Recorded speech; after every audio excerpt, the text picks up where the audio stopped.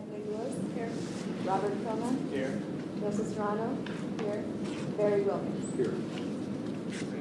So that constitutes a quorum. So let me give you a few procedural notes.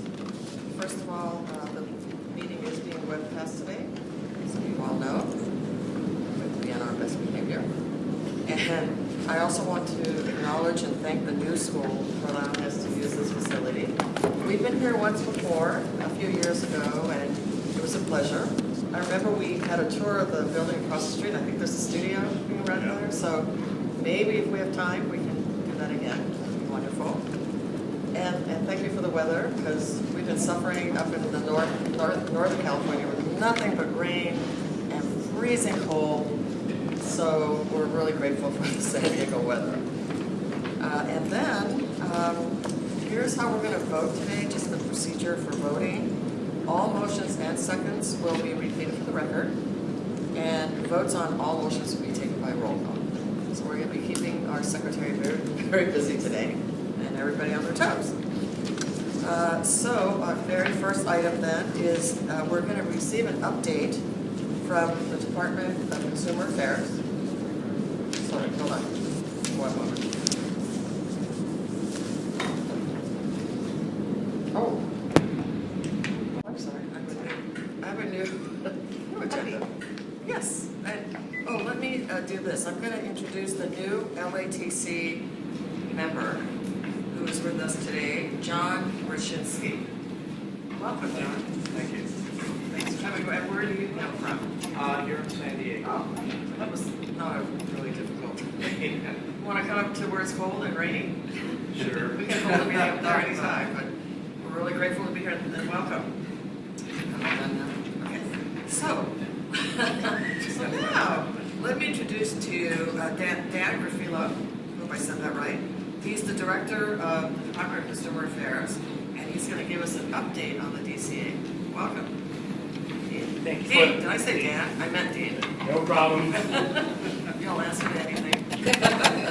I've been called other things as well. Appreciate your introduction. Absolutely agree with that notion about the great weather in San Diego. As some of you may know, I used to live in Hawaii, and the joke there that the easiest job in Hawaii is being the weather person. Similarly here in San Diego, obviously today, I quickly removed my scarf that I had to wear this morning. Nonetheless, California Architecture Board, I just appreciate the opportunity to provide a parking update to all of you. First, start off with some highlights specific to last year. This past year, we convened 9 licensing and enforcement work group meetings, 3 substance abuse coordination committee meetings, 4 directors quarterly meetings, a pro rata work group meeting, and 2 directors, board member, and advisory committee leadership teleconferences. These activities not only brought us together to promote open dialogue among the department's boards and bureaus, but also promoted collaboration to further our mission in protecting California's consumers. Thank you to the board and board staff for participating in these meetings. As alluded to, since I've been on board, I've tried to do things intentionally related to stripping away the unfortunate yet inevitable silos that inevitably exist in bureaucracies. And again, while there is obviously a number of meetings that were involved in 2018, there will continue to be a number of meetings in 2019. Please recognize that the spirit behind those meetings is in part about, again, trying to make sure that, given the unique structure of DCA, we are always asking ourselves, and literally from program to program, how to go about advancing our individual missions, because that is obviously part of our collective mission as well. Related to DCA's annual report, I invite you to review DCA's annual report for a much more comprehensive view of the department's achievements. The report contains statistical and financial record of the work the department and its boards and bureaus have achieved over this past year. If you have a moment, I encourage you to visit the DCA website and review the documents. Maybe historically, it was always a hard copy, not a huge document, but nonetheless, probably a little bit difficult to walk around with that. With the ease, obviously, of having that report online, it's going to be much more readily available for folks like yourselves to obviously take a look. related to the administration's transition and governor's will. As you all know, Monday, January 7th marked a new era for our state as Governor Newsom was sworn in as the 40th governor of California. We at DCA are honored and excited to be part of this new team. Our department is looking forward to doing all that we can to further the governor's vision. The department has met with the transition team and many new and some familiar faces that have been appointed to new positions in the governor's office. As for our current appointees, there's nothing you need to do other than continuing the service and great work that you all have been doing on this board. We're currently working with the governor's appointments team regarding appointment vacancies and pending appointments. Specific to the governor's budget this past January 10th, which was when he released his budget outlining his fiscal priorities for this great state. It is based on the driving idea of California for all. The governor's budget proposes to pay down debts and pension obligations, continues to build up robust budget reserves, while making significant investments in housing, child care, health care, prescription drugs, preschool, and higher education. Immediately following the budget release, the department hosted a teleconference with board leadership, executive officers, and bureau chiefs to discuss the governor's 1920 proposed budget and to review proposals within the budget specific to the department. No understanding how the governor's budget translates to your individual budget is a top priority. So I want to reiterate, as mentioned on the call, that our fiscal operations will schedule individual program meetings to discuss individual budgets in greater detail. With my understanding that this board had their meeting this past January 6th and 16th with our budget unit. Specific to the director's quarter meeting. This past Monday, on the 25th of February, I hosted the first 2019 director's quarterly meeting. At this meeting, DCA provided an update on DCA's regulations unit, the executive officer salary study, and several division updates. As you may recall, these quarterly meetings are an opportunity to ensure that I'm available to hear important issues facing our board teams, specific to mandatory sexual harassment prevention training. This year it is a mandatory sexual harassment prevention training year for the department. This means all employees, board members, and board members are required to complete this training this year, even if it was completed last year. This training is online, interactive, and can be completed at your convenience. If you have questions about this or any of the required trainings during your tenure as a board member, please contact our Office of Board and Bureau Services for assistance. I want to point out Karen Horace Nelson, who's here from our Office of Board and Bureau Services. She is your contact for all things related to training and specific to Sunset. As one of our 10 programs undergoing Sunset Review this year, I'd like to personally wish you the best and hope that the board has a smooth Sunset Review. The department is here to offer our support and assistance with whatever you may need during this process. Our legislative affairs staff are available to you for any guidance or preparation needed for your Sunset Review hearing schedule 22, including conducting mock hearings or reviewing your questions and responses. Please let us know how the department can best support you during this process. Just yesterday, 4 programs had their sunset hearing. Very, very smooth. I anticipate next week's, including yours, will go smoothly as well. Hopefully I just didn't just jinx it. Nonetheless, appreciate your folks' preparation towards it and looking forward to, again, anything that you may need from us between now and then. Don't hesitate. That concludes my department report. I'm more than happy to entertain any questions you folks may have. I say that recognizing that I know you have a very busy agenda. I just want to let the governor's office know and your office know that our staff is just amazing. And we could not do the work we do as a board without them being diligent and working as hard as they do. Those leadership and all the staff just is really out of this world. I just love every single thing that they do, and they keep us abreast of everything that's going on on a regular basis. And I just want to make sure that the governor's office knows. Appreciate you mentioning you might swinging by at the Sunset hearing too. I'd be happy to do it. So this question relates to a public comment in the meeting package. So there is a budget item for adding 11 new attorneys. Just curious, is the refill the vacant position the portion about the vacant positions? Attorney, They're new. 11 new attorneys Yes. positions. Yes. Are these new or is just Got it. a new Correct. vacant positions? Yep, appreciate the question. These are new positions within the department's legal affairs department, and they will be solely focused on assisting all programs toward the promulgation of regulations across the board for the department. It's my understanding currently, I think there's approximately, and I'll have to look at my notes, so don't totally quote me on this. I think there's about 150, currently, about 150 regulations in the queue. It's our projection that annually, based on literally capacity, and again, depending on the complexity of the regulation, we can promulgate approximately 50 regulations annually. The goal of this BCB is to address the current queue, but then also to address what we understand as the amount of regulations that are projected in years out from all the programs at DC. You normally reach out to the public who has concerns like for example, you have outreach program. In terms of the public's, positions or no, in terms of the public's concerns, their viewpoint about adding 11 new attorneys. sorry, I'm missing the. Do you mind if I add? So I think the opportunity for public comment on whether it's appropriate to add positions. So I think, Yes. so it'll go through the public budget process before the legislature. There'll be hearings. So there's the opportunity for public testimony there. I do want to say, if I might, I really appreciate the department recognizing that there has been a problem for the boards in the last couple of years. I know there are changes to the regulatory process that are really outside of your control. I appreciate the department making the effort to try to find a solution.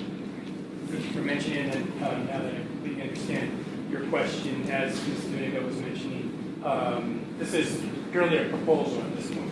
Granted, there's a lot of background effort that involved obviously the department, agency, and the governor's office, of course, putting this proposal together. Make no mistake, this is a piece of the governor's initial budget. But as Ms. Donegal was mentioning, via the budget process, absolutely, the public will be able to opine on this, and quite frankly, the department, the agency to a certain level, but primarily the department, will be able to address any questions about that position.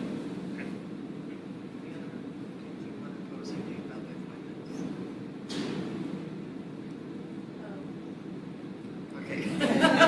Just gave her a chance. So, you were appointed back in 2007 by then governor?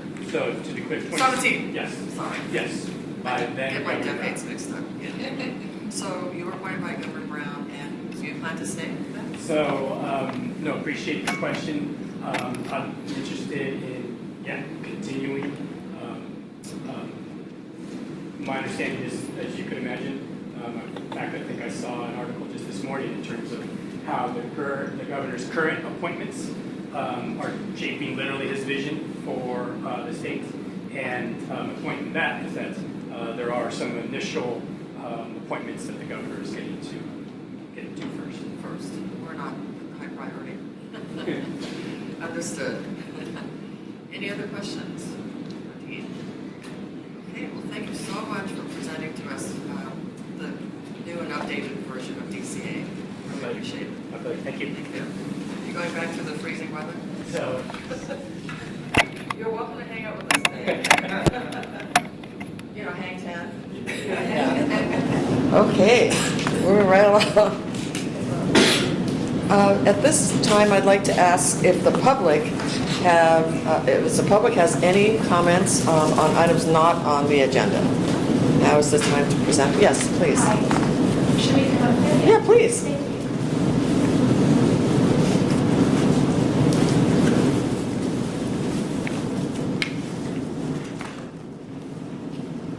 Good morning. My name is Susan Coddington. I'm here to represent IIDA, the International Interior Design Association, and this is Katie Coteau. My name is Katie Toth. I work for HBG Design in the San Diego office. I also am here representing IIDA. I'm the San Diego City Center co-chair of advocacy for IIDA, and I am licensed interior designer in the state of Florida. So can I put you on pause for a moment? Are there potentially some speakers? I mean, microphones? I mean, yeah, megaphones, whatever. Microphones to talk, like, as far as volume. So we can hear? No, I'm sorry. See, there's a lot of white noise in I'm here. picking it up here too, that's what I've been playing with. I'm hearing a lot of white noise as well. Yeah. Sorry, Would you guys. like It's us the- to start over? Oh, no, hold on a second. We got to figure this out because I could barely hear the director.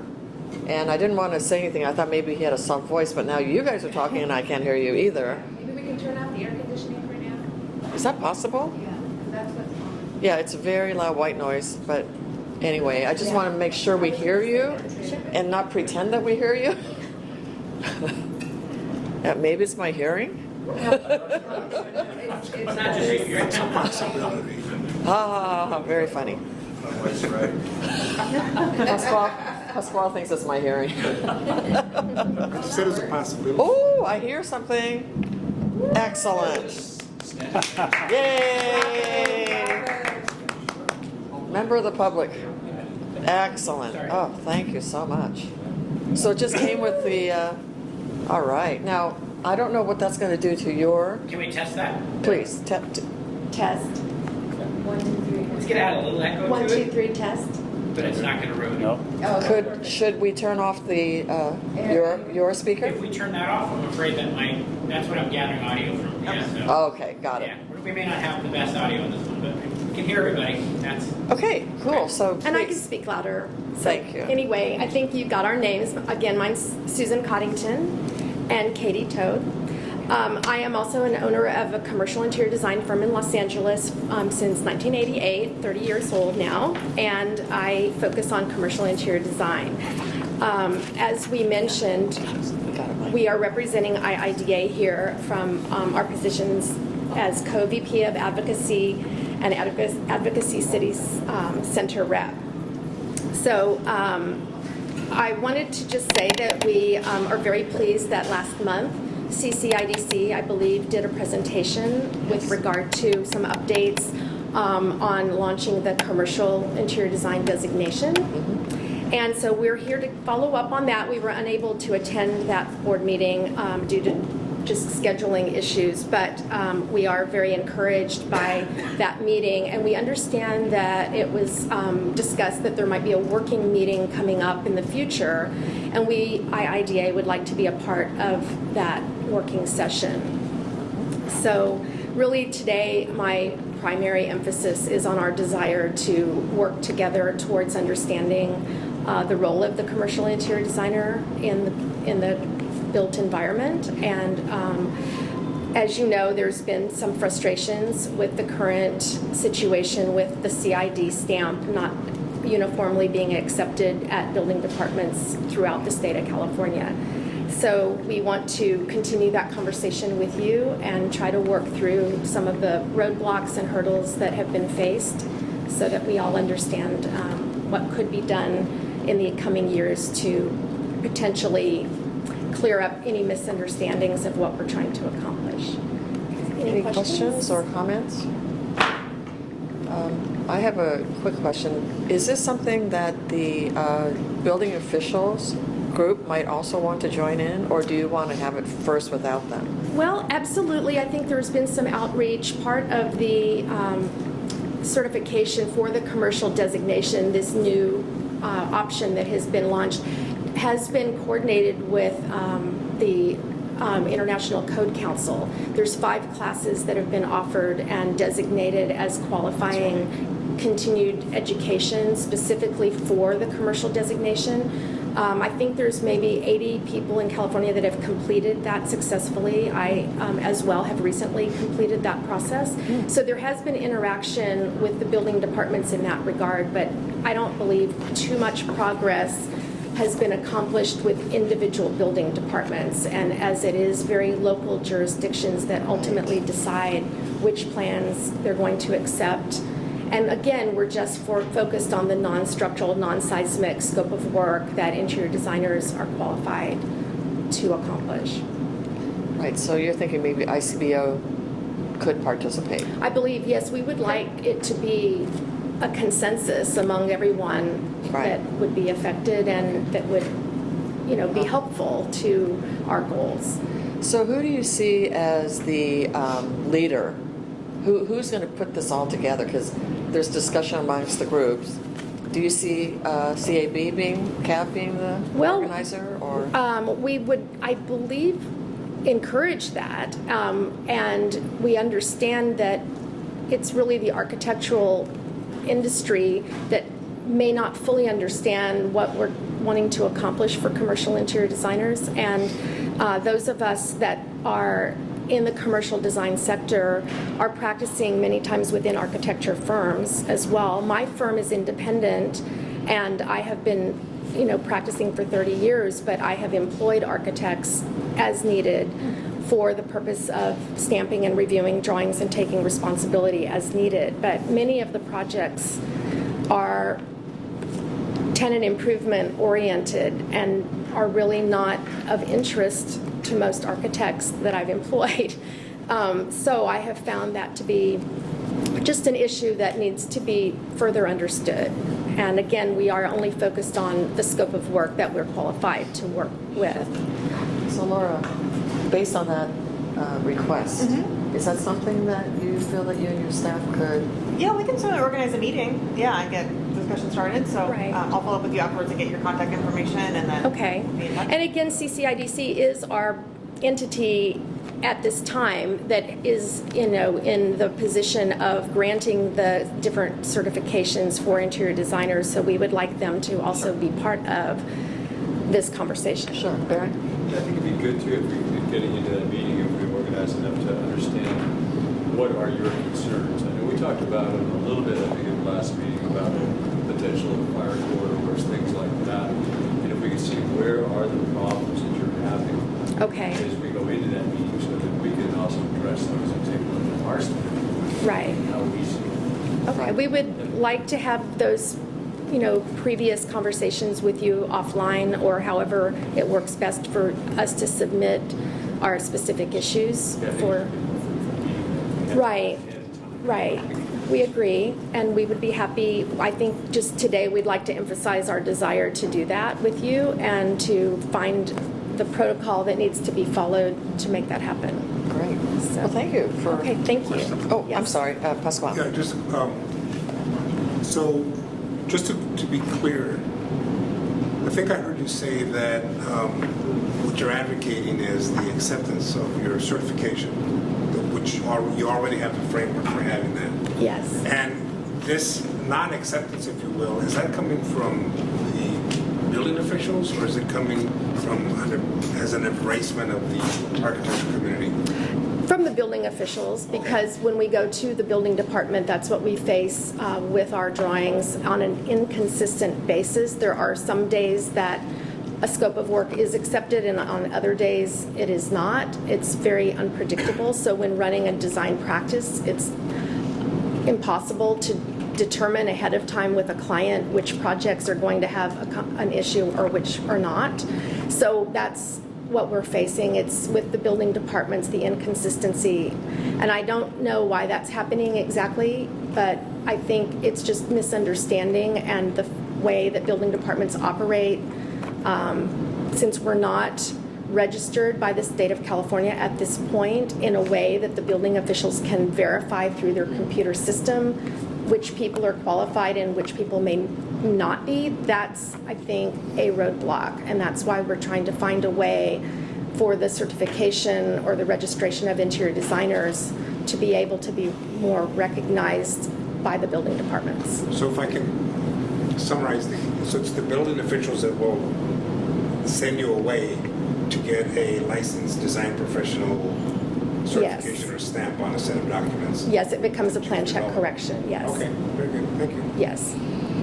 So with the ICC's code tests, that 80, did you say 800 have taken it? 80. I think about 80. I don't know Okay. how many have taken, but I think Sure, about 80 are completed. now qualified. So do they get something extra on their stamp?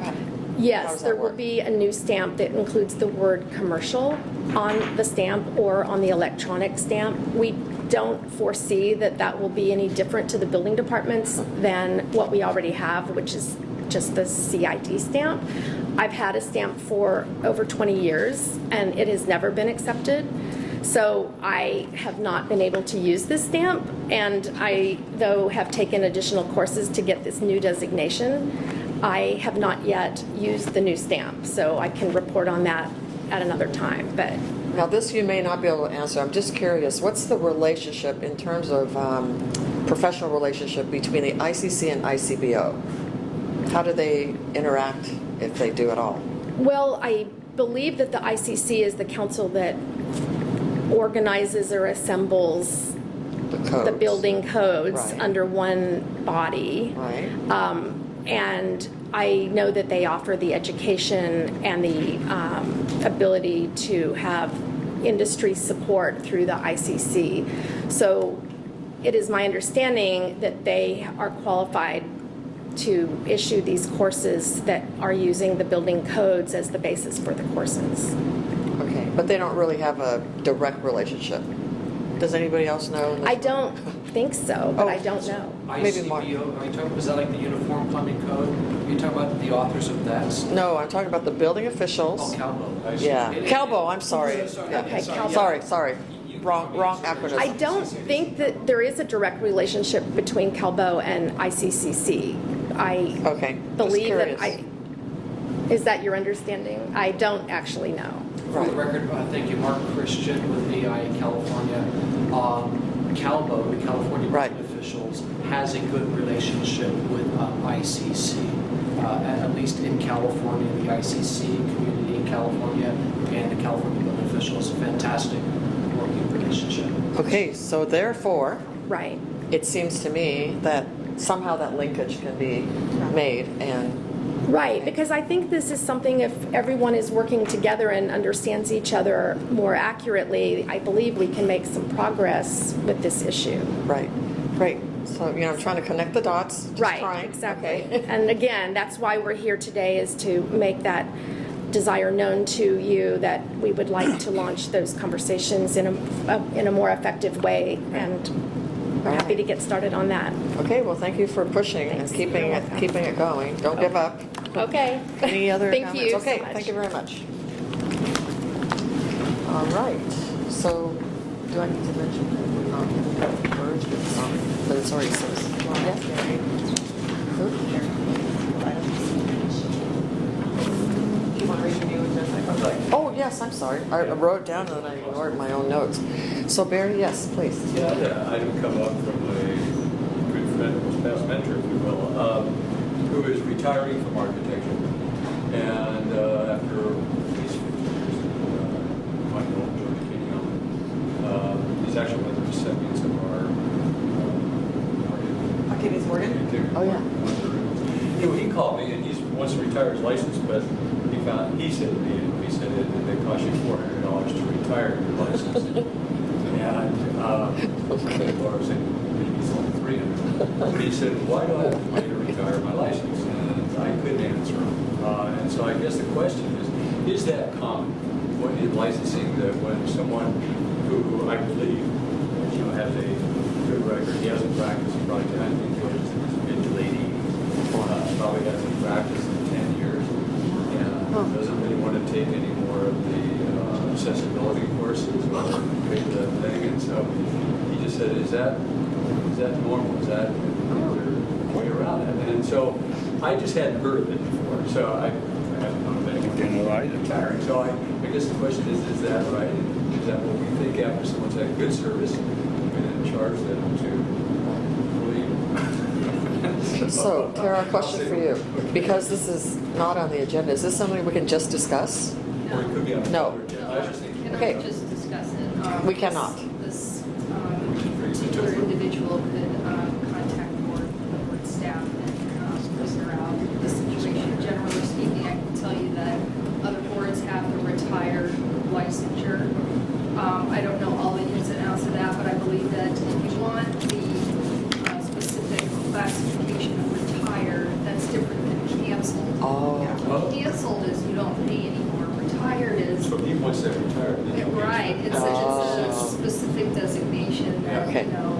Okay, that Got were it. canceled, you were still held in high esteem by the board, you're just not working with research. Okay, so it costs you money to be esteemed. Remember that. That's right. It's- Pay to be esteemed. If Okay. you want staff to do some research on kind of the subject, what other boards Just do, if I what could they just- charge.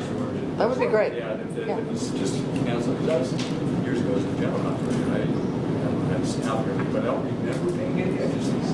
Wow. They don't have a retired license. So we'll put it on a future Yeah. agenda and do some Okay. research, For a but we report. But at least can talk if to I- the individual. I appreciate that. Thank you very much. Great. Thank you. And originally, the next item was we were going to hear from Douglas Burge on commenting about design after disaster. And that would have been an excellent presentation. But unfortunately, he fell ill and could not attend. So we hope to have him at a future board meeting, okay? I think it'll be very interesting for California, as we all know. Okay, so the next item, item F, is a presentation on the new school, Architecture and Design's IPAL, right there, as we see on the screen. And Dr. Mitra Kanani, I hope I said that right, who is the IPAL coordinator, will make this presentation. Dr. Kanani is no stranger to us because she's presented many times since before IPAL began, and her enthusiasm has really driven this program, I believe. So we look forward to hearing from you. First of all, it's a great pleasure. You might want to grab that since you're even further away. Great. It's a great pleasure for all of us, student and faculty and staff in the school, to have you here today for this important service that we have for the state. And also, I would like, it's an opportunity that I would like to thank you for all of your support throughout the years, particularly starting IPAL initiative, of course, by NCOR. Without your support and paving the path, we were not able to accomplish what we have done so far, whatever we have done so far. So it's a great pleasure, first of all, to be with you today. Today I would like to bring to your attention a little bit about what we have done, very fast drive way, what we have done throughout the past 2-3 years with our students, and focused on IPAL, integrating education and practice. And I have 3 students with me today that they are going to talk about their experiences as IPALers. I call them IPALers. That's cute. Anyway, moving ahead, first of all,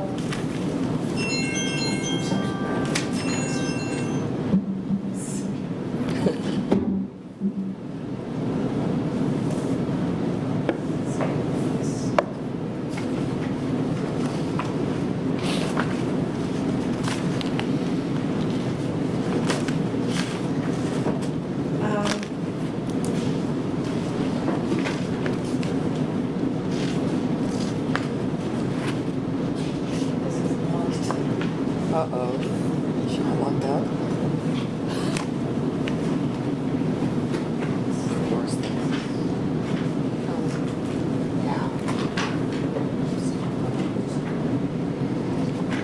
I'm sorry.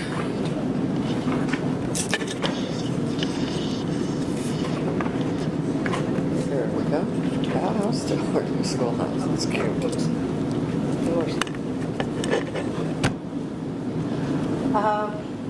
okay, this is a slide from a presentation that I did years ago to our entire group of students at New School, and basically talking about our philosophy of architecture education.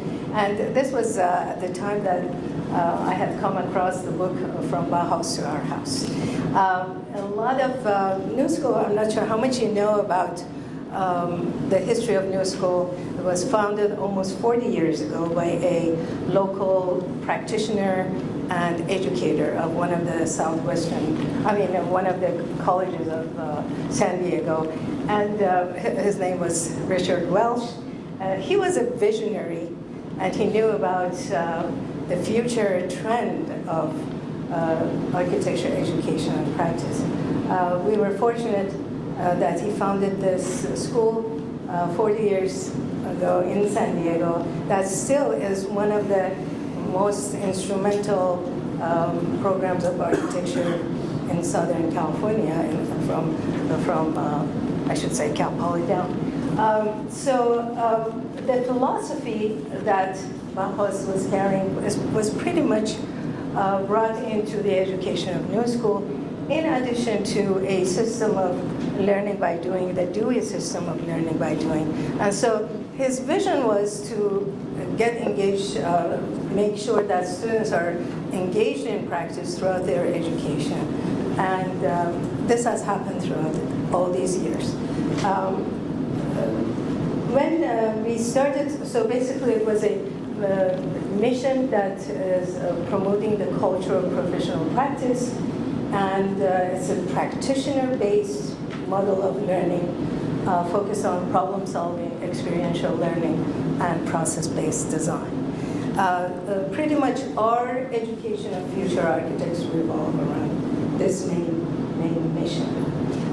When NCARB started the initiative and asked for proposals from various schools, we didn't have much of a problem composing a proposal based on the fact that New School was founded upon this initiative and mission. And practically, the setup of the New School to have mornings open for our students to practice, and in the afternoon, evening to come for their education was already a great boost for, and also a great opportunity for us to push this proposal forward. So we were selected as one of the 3 schools in California by NCARB in 2015. However, that year we were upon preparation for our NAB accreditation again, so we postponed it to the year 2016, fall of 2016, when we started our IPAL program, basically. New School is one of the, in fact, it's the only program on this list, program of architecture that offers 2 MArch tracks. If you look at all of the other schools, some of them are BArch, MArch, and some of them are just single MArch or BArch. But in general, we are the only school that is offering 2 tracks of MArch, IPAL MArch, that I will bring it to your attention what that means. Recently, being on the NCARB Education Committee, I've had the pleasure to review some of the other programs that have offered to join. So currently, 26 programs in our country at 21 colleges are offering IPAL program, or IPAL track in a way. So what is our, we were approved by NCARB for 2 tracks, which both tracks lead to graduate degree, IPAL 4 and IPAL 6. The IPAL 4, which was is shorter and simpler in a way, we decided to start as a testing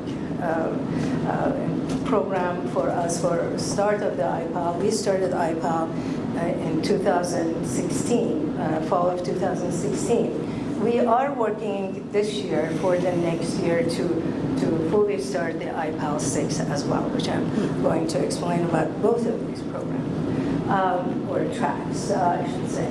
So IPAL 4 is basically 3 years of education, which leads to an MArch for all the students. However, for the IPALers, those who end up coming to the program and being accepted to IPAL, they have an additional 1 year practicum year that is upon them to fulfill all of their IPAL requirements from standpoint of experience, internship, AXP, and ARE. And for what we have been doing is,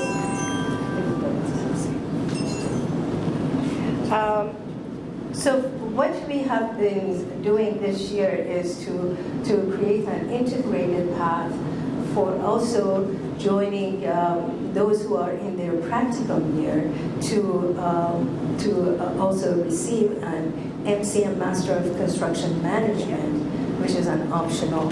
So this way, the students are able to finish their education with Master of Architecture combined with IPAL requirements, which is basically preparing them for becoming licensed architects at the same time.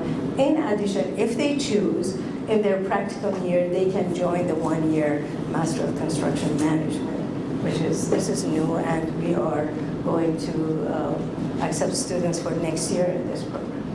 IPAL 6 is building itself on a 5 years of baccalaureate degree of architecture, which ends at the end of the 5th year. They can receive a B.Arch. However, they're going to stay for 1 year for a practicum for their fulfillment of whatever is remaining for their AXP requirements and ARE.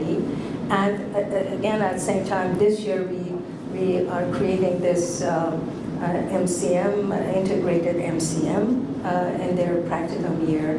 Well, otherwise, they're going to have, they have the option to receive a Master of Science in Architecture. So both of these are also doable for them as well. Question? Yes, please. So on the IPAL 4, the 3-year masters, so that's anybody coming in from not only a non-accredited degree, like a Bachelor of Arts in Architecture, but they can come in from any other program, Yes. right? And this is... Oh, you're going to talk about it. Sorry. Yeah, I have it right in front of me. Okay, great. This is the IPAL, this is the matrix of IPAL 4. And the IPAL 4, which, as I mentioned to you, is 3 years of education. And the last year, the 4th year, is the practicum year. However, as referring to your question, for those who are having a Bachelor of Architecture, which is practically a 4-year degree, non-accredited architecture degree, they can enter into the program in the 2nd year. So basically, they bypass the 1st year. This is a full matrix for the entire 3 years Master of Architecture for those that are coming to architecture with another discipline. Got it. So as you see, what we are having in here, the 3 years, which is for the worst case scenario, I should say, or the most comprehensive one, would be for those that have no degree in architecture or related, and they are coming into the program with all the requirements in the 1st year for fundamental skills and knowledge that they require for architecture. And the last year is the practicum year. Again, they are fully in practice during that time, and they are taking whatever is remaining for their ARE requirements. I would like to attract your attention on the blue line. So basically, there are some proposed hours for their AXP, but these are tentative. Depends on how much some of the students are exceeding these hours. Some of them are not to that level, depending on where they are with their employment. A majority of the times, not majority, always those who are coming into the 1st year, not being exposed to architecture, majority of the times they are being put into those highlighted new word that you see next to IPAL practice. Those are shadowing opportunities. So shadowing opportunities is in the 1st year, definitely. For those who are coming into the 2nd year directly, and if they haven't had any experience with practice, we are mainly requiring them to shadow for a year and then start practicing. So basically the third year and the fourth year, which is the year of practicum, is focusing on practice in its entirety. And as you see on the the yellow line, there are some proposed or recommended ARE divisions that they are supposed to take. However, this is also tentative. Some of the students would like to take the practice management and project management from at the beginning in their recommended divisions for the exam, which we allow them to do that. And it's interesting that they have passed most of the time when they take practice management and project management. It's easier for them to pass. And this is something that I'm still investigating why it's happening. So basically, the highlight of what we have in our IPAL program is the shadowing opportunity.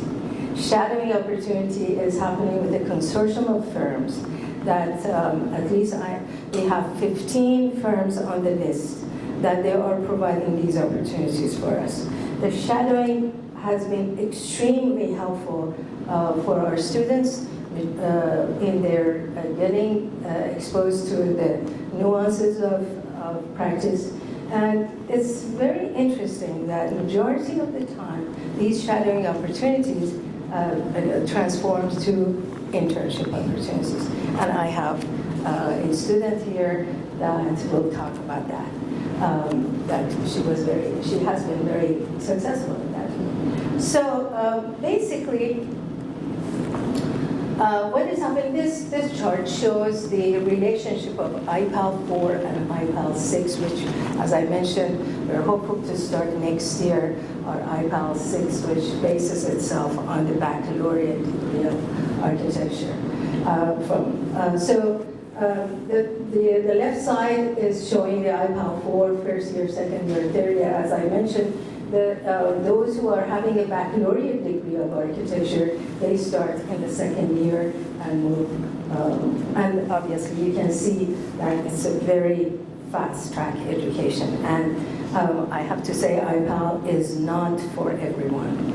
IPAL is a very intense program that requires 3 components of experience, education, and examination together. So not everybody can handle this program, but those who are determined and focused, they can become very, very successful.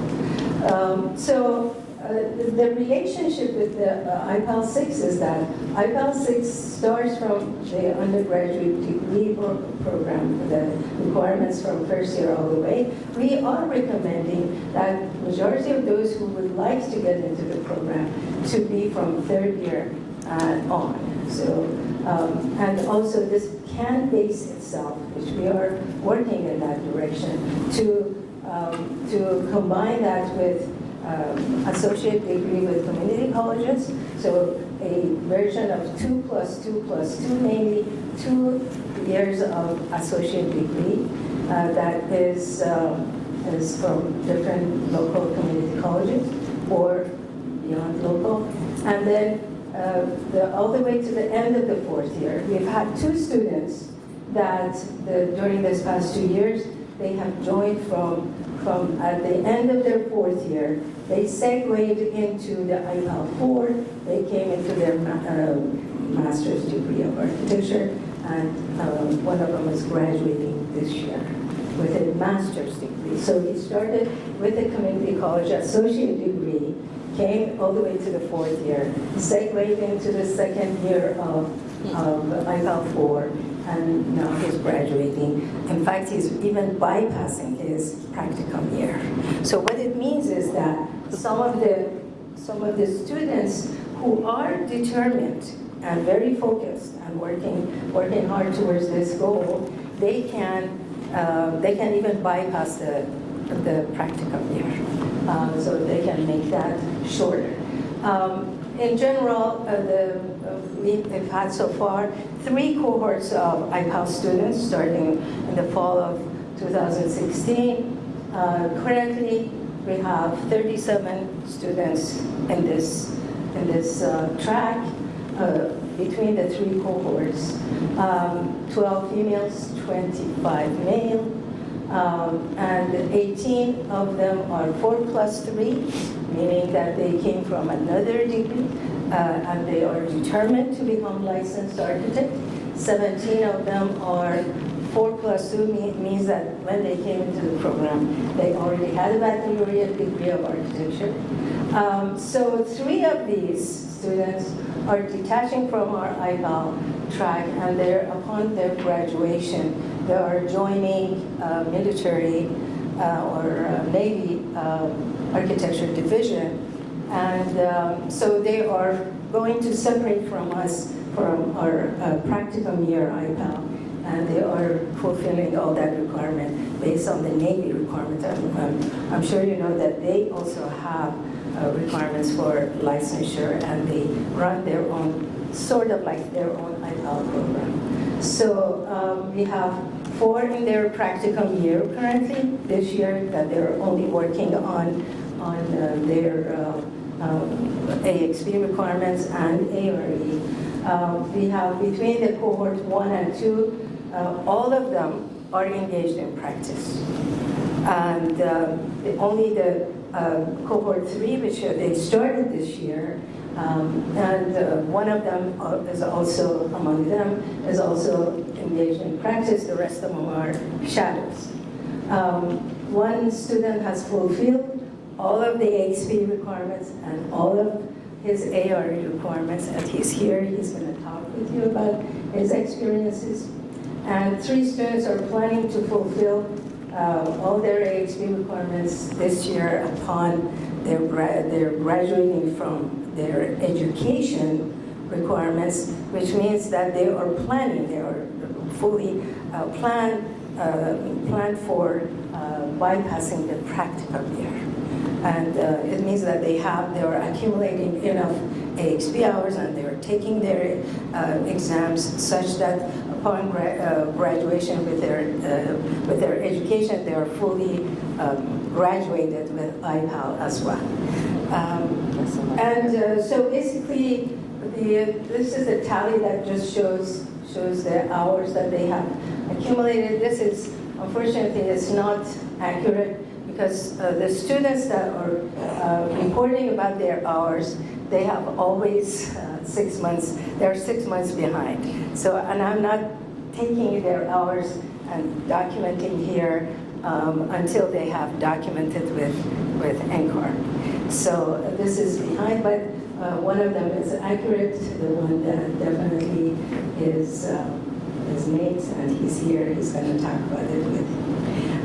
I have to say that it's very important to mention that the support of our practitioners, local practitioners. Without their support, we've been blessed by having a pool of practitioners that they are extremely supportive of the IPAL cause, and in fact, without them, obviously, this program cannot sustain itself. Thank you very much. Thank you. Oh, I'm ready for any question.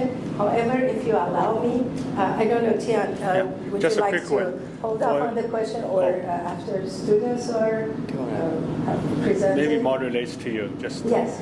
So for the 1 year practice, the students has to practice locally in the area, or they can go. No, they can go. They Anywhere. can go outside. Okay. They are connected to school, but not obligated to attend the school. They are in their practicum. Yes. Cool. Oh, did you? I'll let you. Okay. Yes. We're ready for the Okay, students. Shall we start with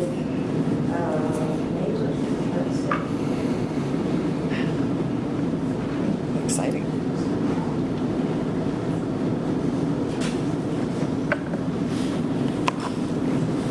Good afternoon, everyone. My name is Nathaniel Burke. Good morning. I'm just going to run through about 5 minutes, just sort of talk about my experience in IPAL. So when I started at New School, I entered the master's degree, the 4+3 that you had mentioned. I started in 2016. I worked a little in an architecture firm prior to that. So came in, coming back to school. I didn't have an architecture degree before. She gave me the option to shadow from the outset, which I chose not to from the beginning because I had worked previously. And then after talking with some of the cohort, I decided to go ahead and shadow. So I shadowed at UCSD with their FD&C department. And then following that at Baker Nowicki, which John Baker you may know, and then at Perkins and Will in Los Angeles, which were all pretty exceptional experiences. Perkins and Will, I was able to follow some of their directors, their design director, managing director, UCSD, saw a lot of projects, a lot of interesting sort of specialized projects, which I didn't really have any exposure to prior to that. So following that, when I began working, I started working at one of the larger local firms here in San Diego, and that opportunity came about through IPAL as well. They were giving priority to IPAL students for their interviews, so they gave more or less open access to interviews for IPAL students. So I interviewed there, went well, started there. I recently moved actually to Baker Nowicki, which again began through IPAL. When I began shadowing there, I met John, met Rich Nowicki. So that again came through IPAL. Also with the shadowing experience, where I'd worked before, it was only one firm, it was a small firm. And I was able to see different size firms, a lot of different firms. So I was able to make a better decision to change firms based off of having a little bit of prior experience, which you normally wouldn't really have access to. And then the last thing I want to talk about is licensure. So I completed my AXP hours, and then I've also passed all the AREs last year in the calendar year of 2017. So actually, if I were able to take the CSE, I would have had all of 2018 to take it. And I wanted to bring that up specifically as maybe just a point of discussion that I don't think I'm going to be unique in this situation as this program continues. If you do finish all your AXP hours and you do finish all of your AREs, is there a way to get an early eligibility for the CSE? Because I don't think that it would... Is it off? All right, I'll just keep talking. It wouldn't reduce the requirements for licensure in the state of California. You'd still have to complete the 8 years of experience. All the requirements are still exactly the same. They just give a little bit more flexibility to the sequence in which you do those. So, thanks. Thank you. It's very interesting. Why don't we wait until your other student speaks, and then we can... So hold your questions and write them down. Stay. Thank you so much, Nate. I was asked about what is the strength of the IPAL. The strength of the IPAL is coming from the support of the practitioners and also the most important Thank you. The most important aspect is that profession is participating in nurturing their future practitioners. And I see that as a great advantage. Right now, the way that our IPAL students are being absorbed by firms, knowing the fact that they are determined to become licensed architect practitioners of the future, they're giving more credence to those. Obviously, we have many talented students outside of IPAL. But the way that IPAL is representing itself, that these are the group that are determined to become the practitioners of the future. And that's the strength of the IPAL. Stephanie, would you like to go?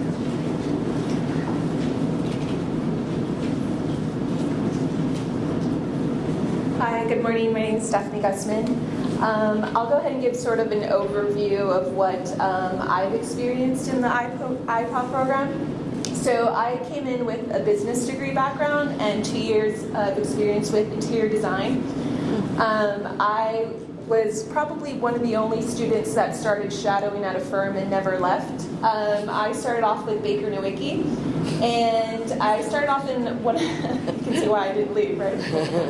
So one of the projects when I first came on board was they were going through a project of phase 1, and I really wanted to continue to see where the project grew, and I was satisfied with what I was receiving from the firm itself.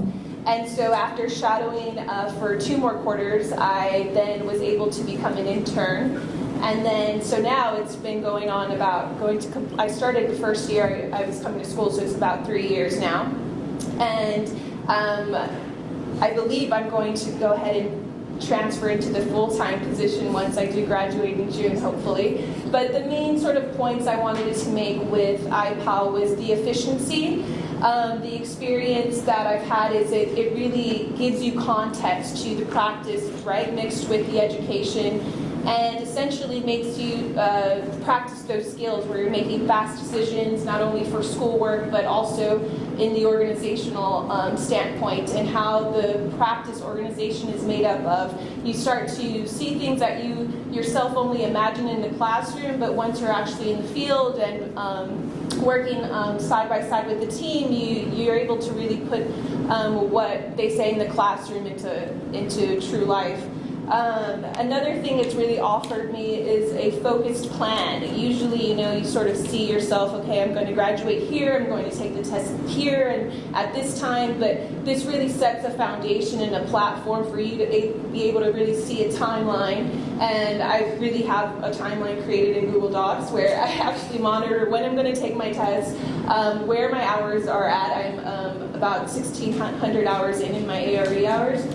And so it really doesn't really leave you in limbo. You're really able to have a sense of vision of where you're expected to end and wrap up.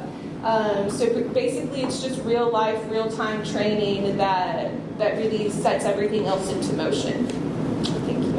Thank you. So, questions for our speakers? Do you have a question? No, one more. Oh, there's more? I'm sorry.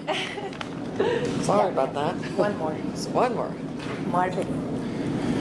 Good morning. My name is William Cockler, and I joined the IPAL program in 2016, 4+3, with a background in landscape architecture. I wanted to be exposed. One of the best parts I'd say about the IPAL program has been the shadowing opportunities, to be able to visit and interact with several different firms prior to choosing this firm you would like to work with to start acquiring those hours. In my case, I shadowed at 2 larger firms and then opted to take a job with a smaller firm in order to wear more hats and be more exposed. But recently, I am one of the participants who will be joining the Navy. In that opportunity, it was presented to me through the IPAL. One of the things I guess I would suggest is kind of seeing if you could link that together, because that opportunity would have been available earlier on had there been some bureaucracy overlapping there. Due to that, the Navy has offered a position to me that I'll be taking in June with my practicum going forward. And everything else they said, I ditto the same thing. Wow. So it's amazing that Office of Navy, Never heard of it. Yeah. They are so fond of IPAL program, particularly their director, that offered this job to Will, holding the job till June. And the job is open for only this person, just because they wanted to have an IPAL student. So this is amazing, and I look at it as a great strength of IPAL program.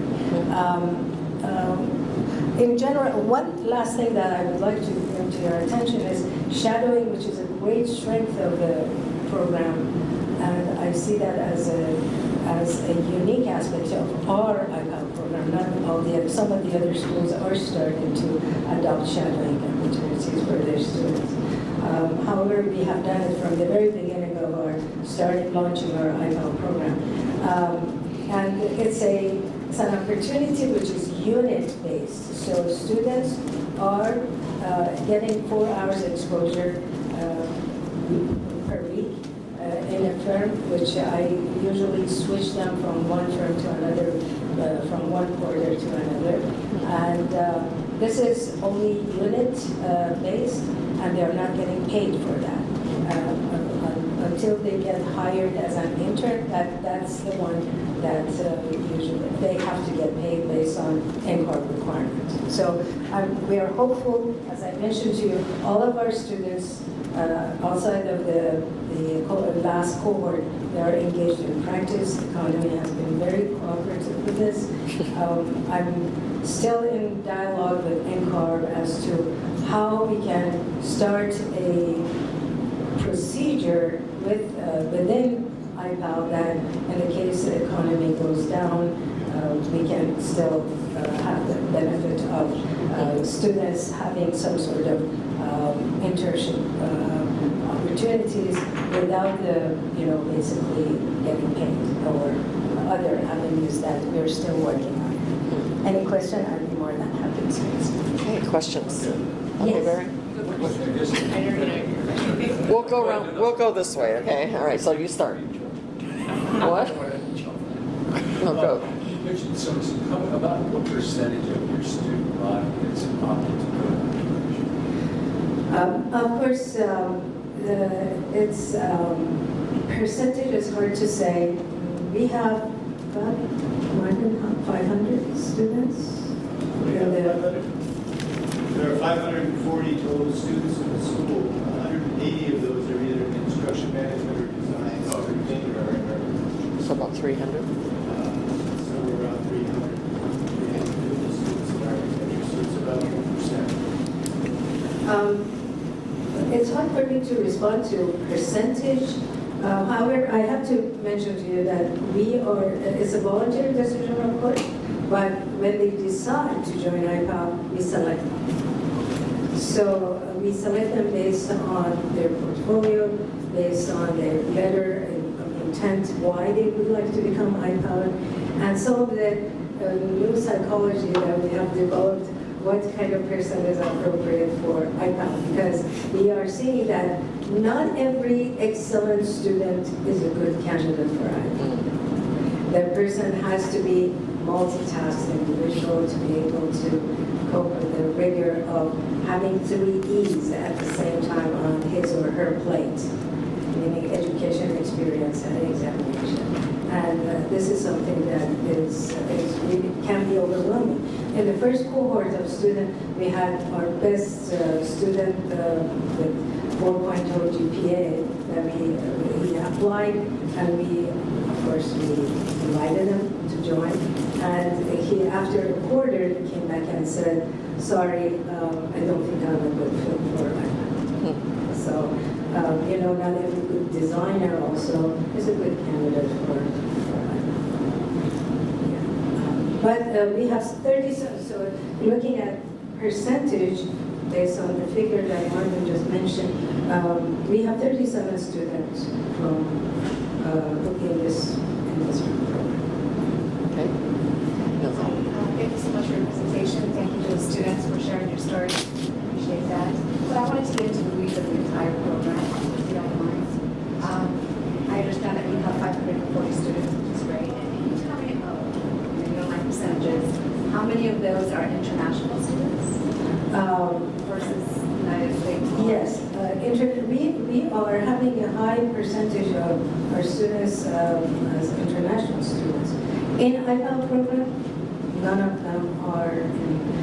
Those who are international students, they have to have U.S. citizenship. So would you say that your international students outweigh your or your USA foreign students? Again, do they? I keep speaking from the peanut gallery. Yeah. Marvin, can you introduce yourself? Sure, my name is Marvin Malik, I'm president of the school. So I'll be here just, Nitra knows the program, I know the statistics. We have about 28% international students, and they come to us from Turkey, from a large contingent from the Middle East, a growing contingent from India. We haven't yet started the pipeline from China, but we are looking at that as a possibility. Around 28% international students.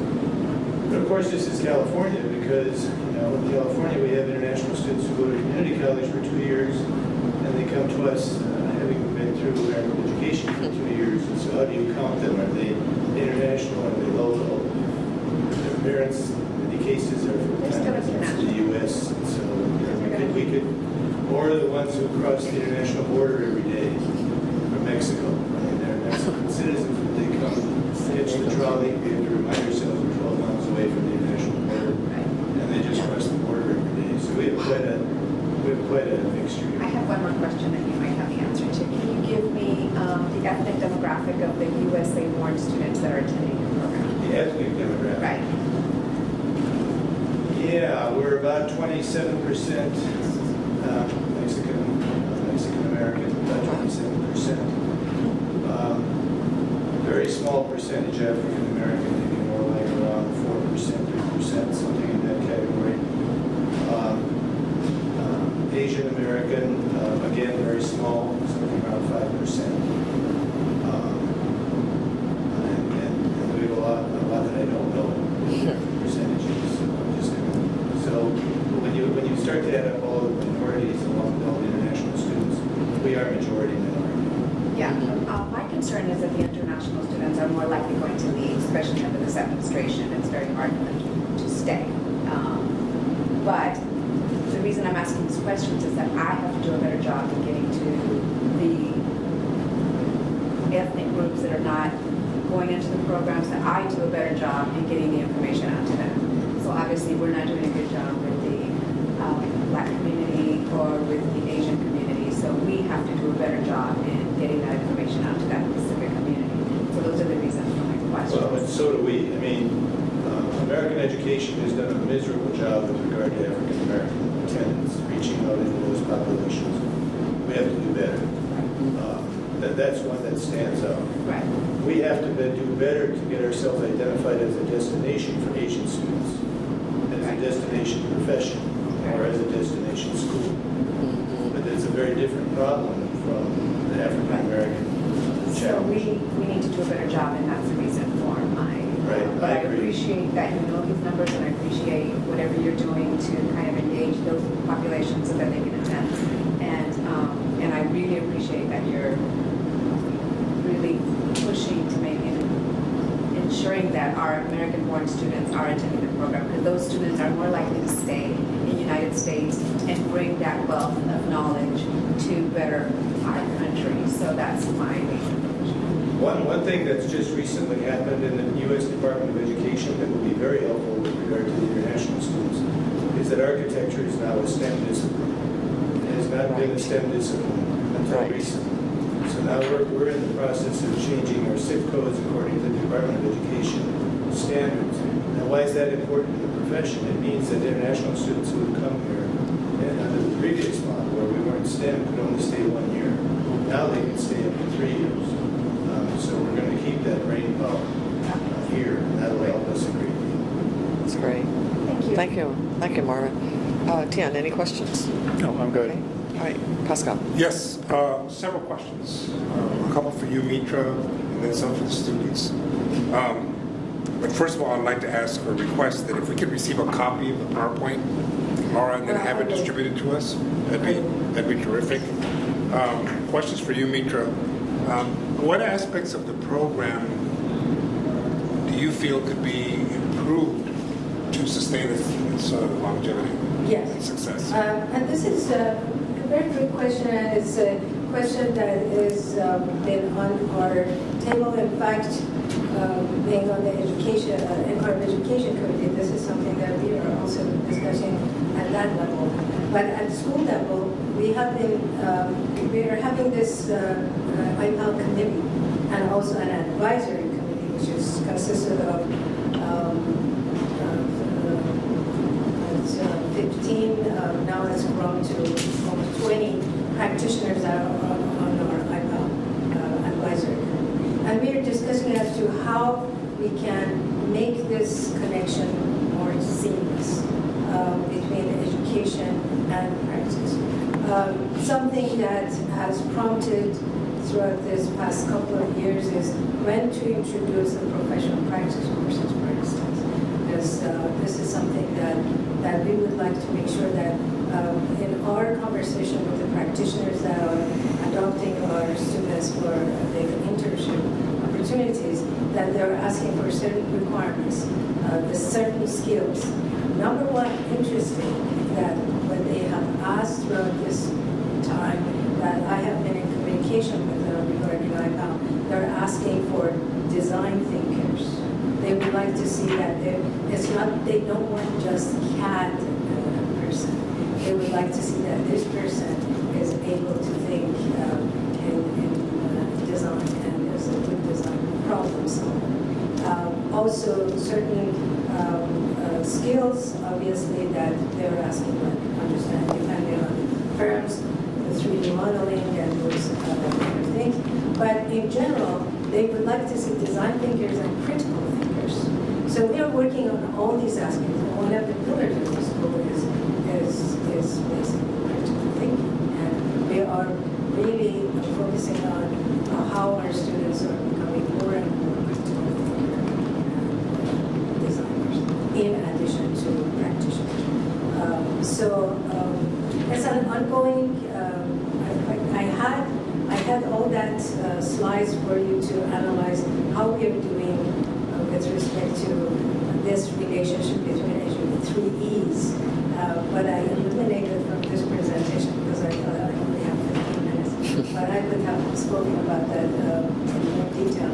This relationship, that it's an ongoing discussion, how we are going to make this relationship between education and practice more seamless and more productive on both sides. Great, thank you. My second question is, aside from what is already required by the supervisors to certify these students AXP, does New School have any kind of a process, checks and balances, or any follow-up that sort of ensures that the learning that's required by the categories of AXP has been accomplished? The good question. As to I'm in communication with students on regular basis, meaning every quarter for those who are practicing now. I'm with them, calling them, talking to them almost a couple of times at least a quarter with each one of them. But with shadows are the ones that they are reporting to me on a weekly basis, verbally and in a written way, that they have to explain what they have learned throughout that week in their shadowing opportunities. As far as what you are specifically asking, I asked for the report. So basically, I am, as their advisor, I can go online and look at the number of hours that they have accumulated in each category. Those who are having some deficiency in some areas, I advise them that maybe now you better go to this category and ask for more experience in so-and-so category. I tell them. But basically, it has to do between the pay and the hours that they are having and the category that they are engaged in practice is between them and the employer, pretty much. But I advise them outside. The reason, actually, the basis of my question was years back we had, in the days of IDP, yes, California had the CIDP, which is Comprehensive Intern Development Program. We used to refer to the IDP as time-based, whereas the California CIDP was more knowledge-based. We wanted to make sure that through work samples and so forth that the students were actually accomplishing the knowledge that was required of the experience requirement. But anyway, that was the basis of my question. I have two questions for the students. My first question, any one of you that wants to answer will be fine. And then the other questions is individually directed at each one of you. So the first question is, there's a disparity between California candidates for licensure and the rest of the nation as far as passing the ARE in practice management, programming analysis, and project planning and design. Did you find it difficult or a challenge in acquiring that experience in your AXP pursuits?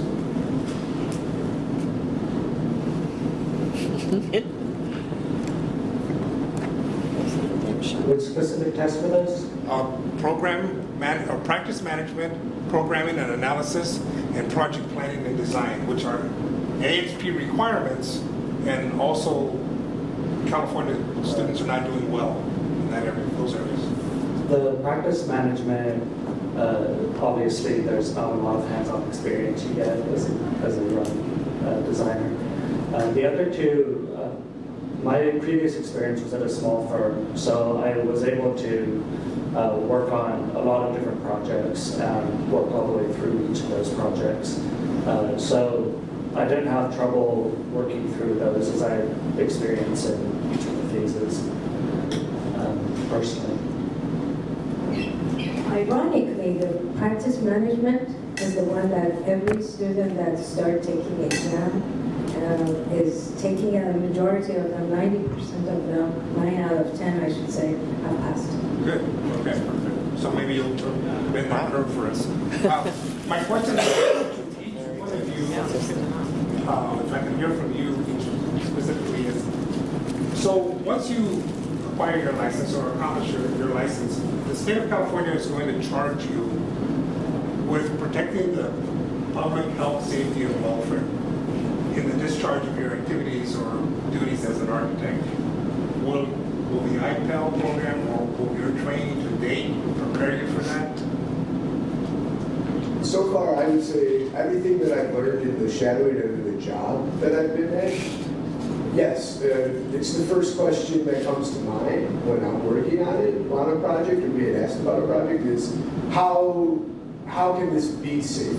How can, because sometimes what I've noticed, I'm working with a couple older architects right now who've been practicing for well into 40 plus years of practice. So they've been kind of, I want to say, turning the gears, keeping the gears going, where I've been asking some more questions, as I've actually noticed my project architect stop and think about the questions I've asked in the sense of, are we being conscious enough about the sustainable practice of what we're building? And is there something that we can do to push a more green agenda, which I've been, I can say, pushing that envelope from my end. There hasn't really been a guiding end from them. So, and I would say I got that from being here at New School, as that is something that is encouraged, through the education. So, bringing that to the discipline. I guess the one thing that, to make a comment back, is through my process here the last 3 years, I've had to do a lot more explaining to the practitioners what it is I'm doing and what it is about, as they seem to have been lost. And like, are you an intern? What is an IPEL student? What is your engagement in that regard? And I guess I find it to be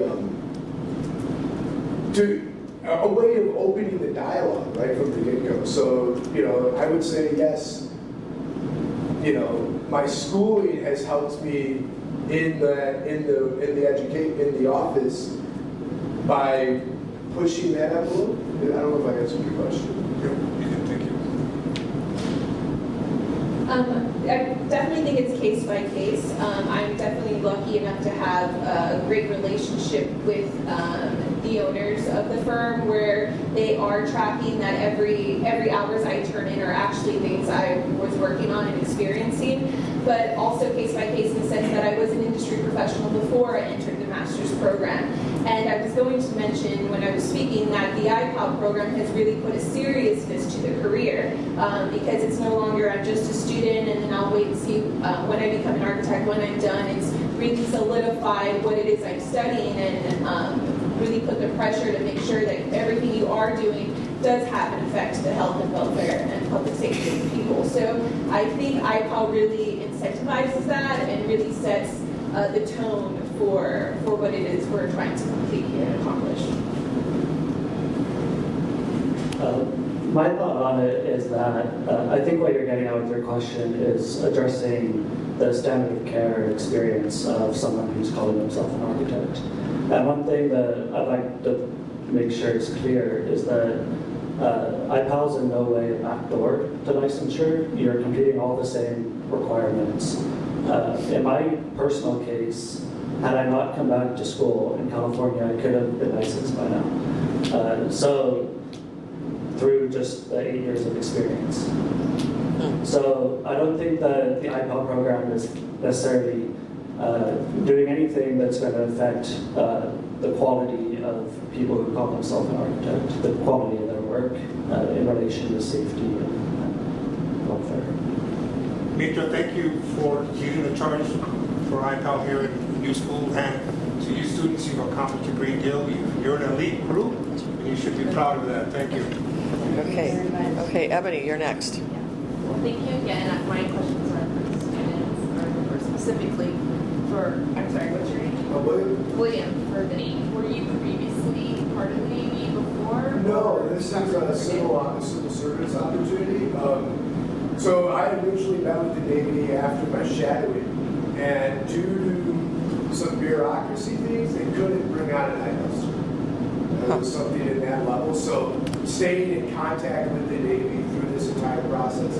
His interest was heavy into me because he wanted, they're very geared towards people who are dedicated to getting licensed, being licensed architects. So in my pursuit of taking on another opportunity, another job, he saw that as me pushing the envelope towards getting licensed, getting my XP hours, and he offered the position when it came up to hold it for me for June, so upon graduation, I could be full-time in their program. So my current thinking, I know that last year we made a public statement, I believe it was a public statement of wanting to be being supportive of our military. And when Mills asks questions about diversity within the school, we always ask this every time we go to a school because it's important for us from a recruitment standpoint for the profession to ensure that we're recruiting different students and that they're going to be staying in our country and specifically for California and are going to help the state. So I think that it's why you bringing this up today, which I think is amazing. I think we need to think about recruitment on both ends for the profession of the partnership of how we may support the military in getting people that are licensed, but also recruiting people from experienced students programs. So thank you for sharing this story. Because that can also help diversity. So before, it looks like Malvin wants to say something, but can I ask the question too? And then, this question is for Nathaniel. Obviously, observation first. It looks like all three of you came from what I would call a non-traditional background in terms of getting into architecture. You came from interior design. You've already had worked 8 years, and you were in landscape. Yes. So the three of you That's why I represent. chose that. Yeah. Okay. Well. Okay, that's interesting too. It would have been also great to find some 18-year-old, who wants to start with the IPAL 6. But nevertheless, the three of you have really interesting backgrounds, and you all want to be an architect for some reason. Don't talk to us about that. Okay. And you're determined. I mean, you have a lot of determination, and you have a lot of background to know what you're in for. So the reason I want to talk to Nathaniel is because you have completed everything, which, by the way, congratulations. That's awesome. And your degree will be conferred upon you when? In June. Yeah, this June. Your Master's of Architecture? Yes. In June. And so there's a time lapse that you've addressed us about concerning the CSE. Yes.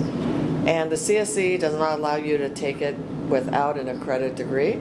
Is that, So the requirements for the CSE are that all other requirements of CAP are met prior to eligibility for the student or on the Has to be licensed first. So those requirements are finishing your AXP hours, your internship hours. which you've done, Finishing your registration exams. which you've done? And then the 8 years of experience, which when I came to the school, I had 5 years. So having worked through school, I got like 6 years. And upon graduation, I'll get the equivalent of 5 more years to the Okay. So, because you had mentioned that it might be something that the board might look at? In fact, this is what I was going to bring to your attention, that it's coming. I'm having this request. Of course, it's not going to help Nathaniel anymore. But You'll be done by then. For future dedicated IPEL students, I'm requesting that this need to be discussed and decided by the board to have some exception for the IPEL students. Got it. Okay, Barry, and then. I just have a question on that. So when you get you're saying that once you have your master's, you can then take the CSE, or you have to wait more after that? No, that's correct. So in my case, I worked for 5 years, and upon completing my degree, I'll have 10 years of experience. So you have to get the degree, though, in order to get that 5 years. Right. And also, according to CAB, the AXP, the internship hours count for 3 years as well. So that's why I don't think that this is necessarily a unique situation. Anyone at IPEL who's completed the AXP hours and the AREs will have those 3 years, plus when they graduate, they'll have that 5 years, which is the 8 years required for licensure. So with the regulations the way it is now, they'll need to graduate first, then send the paperwork back and forth, and then the CSE passed. What I'm suggesting is that if they completed the AXP and the AREs, they already have three years experience in that, with 5 coming upon graduation. So if you took the CSE, the licensure will still be conferred after graduation without support. So the numbers are still there. Yeah, it's all the same. Okay. Yeah, at least for them to be able to take the exam. Right. And then the license. While they still have it up here. Yes. I know about that. Pasquale, and then Tian. Just as a matter of clarification, I'll ask staff and maybe Marcus, if he's in the room here. Isn't the requirement, the eligibility requirement to take the CSE, 5 years of, a combination of 5 years of education and a minimum 3 years of experience? Based on the description that Nate just gave of his history, he would be eligible to sit for the CSE. Yeah, right. It's 5 years under an architect, full-time, I'm presuming. So that could fulfill the education component. I think it's just 1 year under a licensed architect. Oh, is it just 1 year? I believe so. Yeah. But anyway, I don't think it's that big a hurdle for you. I mean, it was more, there's been a year's time where I couldn't keep it. Yeah. It's obviously. Okay, thank you. And you might forget everything. Okay. Go ahead. So the question is actually for both the educators and the students. So you all came from unique, different background without BArch, and you want to pursue architecture license and want to have a license that is NABS, accredited. So what will be other options in your perspective if there's no such a LPAL program? And that's for students, and for educators, what is the process? If they want to be NAB accredited architecture, Master of Architecture, without IPAL, what will be the process? Students first, So what do you for think? me, I wanted to come back to, I've always had so once I graduated my bachelor's degree in 2006, I had a desire to come back and get my master's degree. But I wanted to work for a period of time before I came back to get my education degree. When I saw that there was an IPAL program being created, that pushed me over the edge and said, all right, I'm going to do it now, because now I can maintain an education and that is also geared around work, geared around the discipline of architecture. The reason I chose architecture is I wanted to broaden my understanding of the urban environment. Having a background in landscape architecture and planning, I wanted to learn more about what makes up the urban environment, which is buildings, and how buildings are created. So the two of those together I saw as a perfect match for me, and it just happened to be right at the time when I could do it in my family situation at home. It was kind of a perfect for me. In my case, what IPAL was doing really aligned with what my goals were already, which was I had sort of that apprenticeship time period, and I wanted a formal education in architecture. So I was coming back to design school. I'd already applied and been accepted, and then after that I had heard about IPAL, so it wasn't part of my initial decision. But as soon as I heard about it, this is sort of what I want to do anyway. I've already worked in the field. I know I'm going to be continuing to work in the field. So it really aligned with my priorities. Mine's similar to Will's. I had graduated in 2010 with a business degree, worked the corporate ladder a little bit and discovered that what I wanted to do was design, but in order to be taken seriously, you sort of needed that background. And so I started to find my way through interior design, and that was just going to be another bachelor's. But I knew I was sort of prepared for another level, and when I heard and came across IPAL, it was like, it was the first thing I jumped into, because not only did it align where I was in my life, but I thought I had enough experience to be able to handle the intense program. So if people has interior degree or landscape degree wants to do Master of Architecture, what is the requirement without IPAL? Without IPAL? Yeah. Well, either one of us. Well, they would come into the program, their credentials would be reviewed, they would come into the program, they would complete 3 years in the program, they would graduate, and they would go into a traditional AXP experience. So they would follow the So that 3 years will be pure education only. Right. It's going to be longer. Okay, one more question. It's actually kind of followed a little bit different direction. Of course, onto your either 4+2 or 2+2+2. It's my understanding that they're getting their internship, they're getting their education all together. At the end of that 6 years, or even that 6 years, they could be taking their exams to graduate. So could they, at the end of 6 years, basically have all their exams taken, everything ready to go, except for the CSE, and then have to wait 2 years?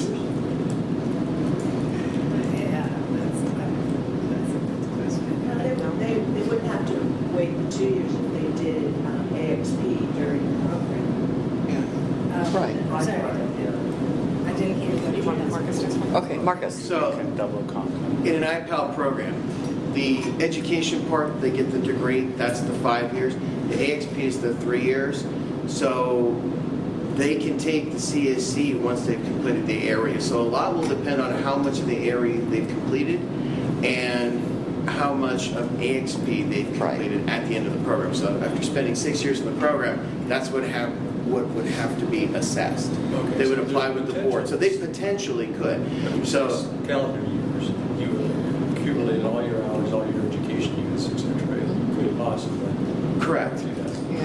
At the last board meeting, I was mentioning that it may be a point for the board and maybe even NCARB to start considering the milestones as opposed to the years, because of the fact that IPAL is a fast track. Right, we keep saying 8 years. Yeah. There's other milestones, okay. Interesting. Okay. All done with questions? Okay. Did you want Marvin to say? Just a couple of words. First of all, I'm really delighted that you're here with us. We'd love to have professional groups, the California board here. This is actually my 40th year as a registered architect in California. Congratulations. Along the way, I've acquired other licenses, but I just want you to know I've now let go of all of those other licenses. Only California registered. No, we'll check it.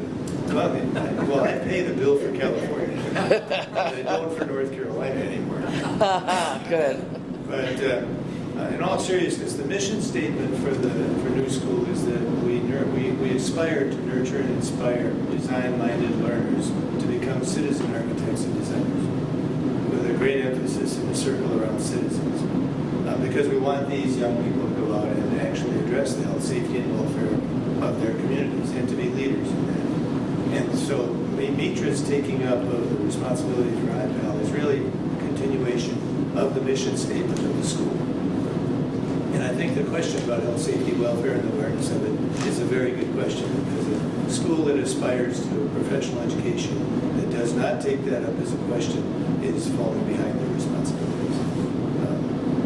As an educator and practitioner my whole career, this notion of health, safety, welfare has always been in the back of my mind. Perhaps because I'm an educator, nobody's ever ruled on what welfare means, but we all know what it means. It's just that it hasn't been proven in court in any way. We all know that we're working for the betterment of society and for people to be able to worship and work and live in better places. So we know that, and that's welfare, but it's apparently difficult to prove legally. I always tell students who ask me, I see there are 5 marks to a design professional, in my opinion. The first mark is education in a rigorous institution that's peer-reviewed and properly accredited. And we're proud that we have a very good program in that regard. The second mark is a truly rigorous internship, AXP, I still call it an internship. A truly rigorous internship experience, and that's one of my interests in the IPAL experience, is that it takes internship to another level of rigor, preparing people to enter the professions. The third mark is licensure.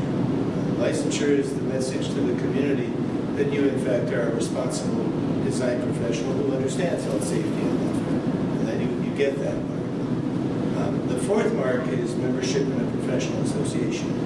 And there I'm accused, because of being former national AIA president, I'm still recruiting members, but I'm not. Benjamin Franklin established the Philadelphia Philosophical Society so that he would have peers to talk to. And the foundation principles of the American Institute of Architects was to have peers around you to speak to raise the standard of practice. And so I really believe you raise that expectation by having, they say if you fly with eagles, you're an eagle. If you fly with sparrows, you're a sparrow. And I believe that by association with professionals, that you do that. The final point is pro bono activity. As design professionals, we have, as architects, we have a responsibility to serve our communities.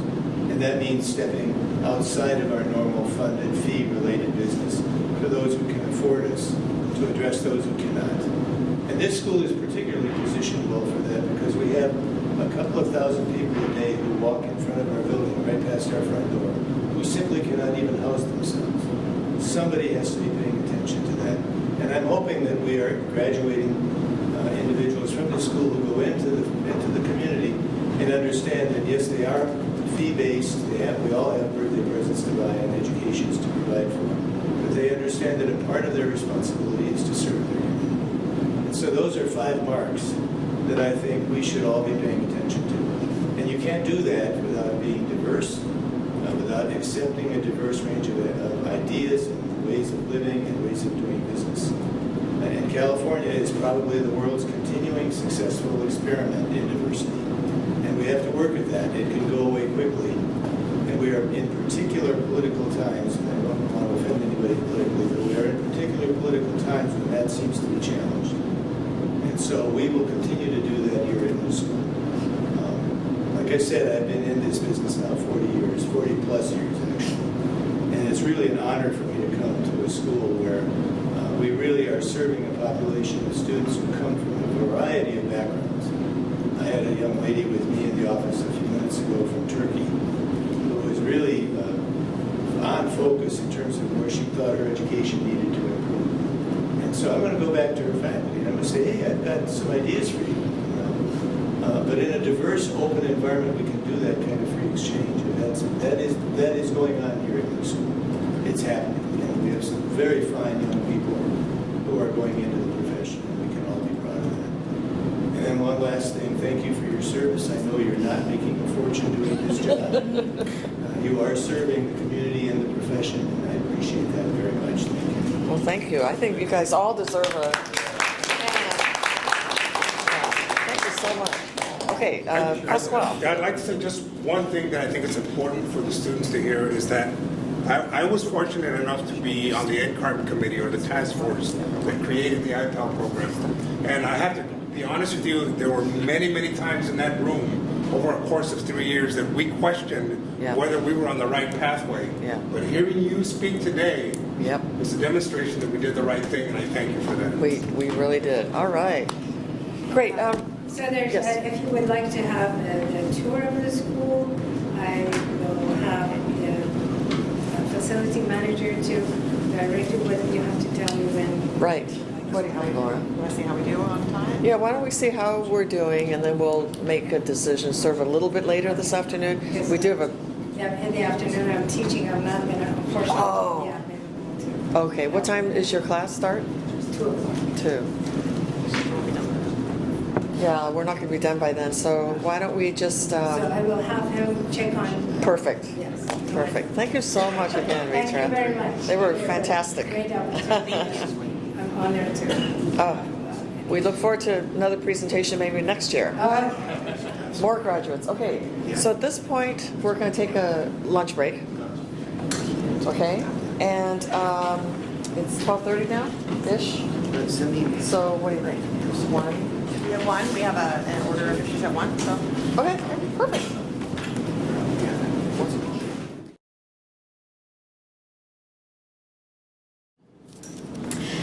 We are here in the matter of the petition for reinstatement filed by Arthur Frank Kent before the California Architects Board, OAH case number 2019-020157. Agency case number is 14-01-001. My name is Beth Faber Jacobs. I'm an administrative law judge with the Office of Administrative Hearings. I've been assigned to sit with the board today, which has been convened to consider this petition. Today is Wednesday, February 27th, 2019, and it is now about 1:20 p.m. Petitioner and counsel were here at the appointed time of 1 o'clock. We have the following board members present for this proceeding. We have the President, Ms. Kwan, Vice President, Mr. Feng, Mr. Gutierrez, Ms. Lewis, and we have also Barry Williams, Ms. Serrano, and Mr. Pierman. Is that correct? Yes. And that is a quorum, is that correct? Yes. All right, so we have a quorum. May I have the appearances of the other parties, starting with the Attorney General's office? Your Honor, board members, Lauro A. Paredes, representing the Office of the Attorney General. And Mr. Paredes, could you possibly put that mic a little closer to your mouth, because this is a very big room and the court reporter has to pick up everything we say. And are you here representing the Attorney General's office on behalf of the people? Yes, Your Honor, I have a statement on that shortly, but yes, representing the people of the state of California on behalf of the Attorney General's office. Thank you. And Mr. Kent, you're the petitioner in this matter. Are you representing yourself today? That is correct, yes. All right. So since you're representing yourself, I'd like to explain a little bit about the procedure today so you'll know what we're doing. Because you've requested that the Architects Board reinstate your license, you have what's called the burden of proof.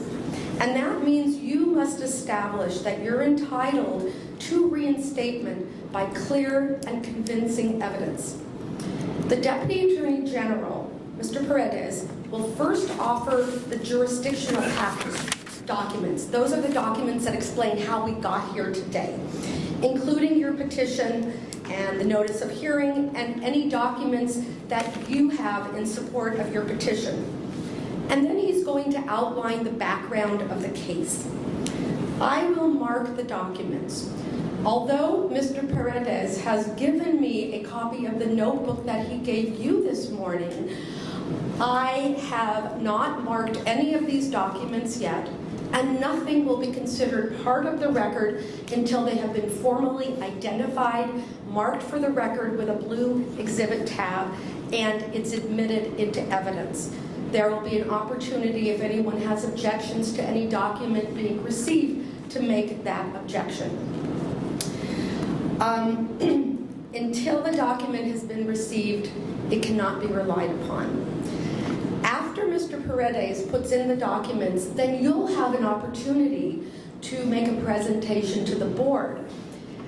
We spoke before we opened the record, and I asked if you had any other documents that you have not given to Mr. Paredes, and you told me the answer was no. Is that correct? You don't have anything else? That's correct, yes. All right. So you have provided to Mr. Paredes everything that you are relying upon in terms of documents? That's correct, yes. All right. You'll have an opportunity to testify on your own behalf. Will you be calling any witnesses to testify on your behalf? No, I will not. All right.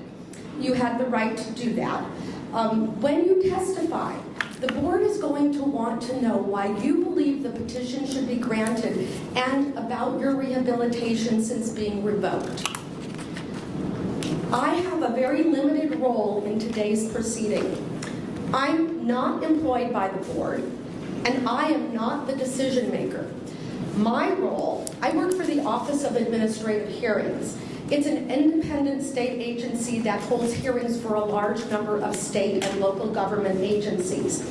I'm here to rule on legal issues and ensure that the proper procedures take place through this matter and that there's a fair hearing. The board will be making the final decision on your petition, not me. Members of the board and the Deputy Attorney General will probably have some questions for you after you've spoken. And after you testify, I might have some too. You have the right to raise any legal objection to any question that is asked of you, or even that Mr. Paredes were to ask, or if you had any other witnesses here. Mr. Paredes has the same right as well. If you have a legal objection, just say objection. I'll ask you why, and I'll rule on the objection. Again, both parties have the same rights. Today we have a court reporter, and she's taking down everything that is being said today. I may ask you to slow down or to speak up. There are just a few mics in this room, but it's really important for the court reporter that she hears everything. And I'm also going to ask the reporter, who's kind of far from me, that if she cannot hear something, please raise your hand and speak up. I will try to be mindful if I think it's too soft or too fast. But if I don't catch it, Ms. Reporter, please just feel free to let me know, all right? We want to get down everything that everyone says. Let's see what else. When the hearing is over, we're going to take a minute before we go into closed session.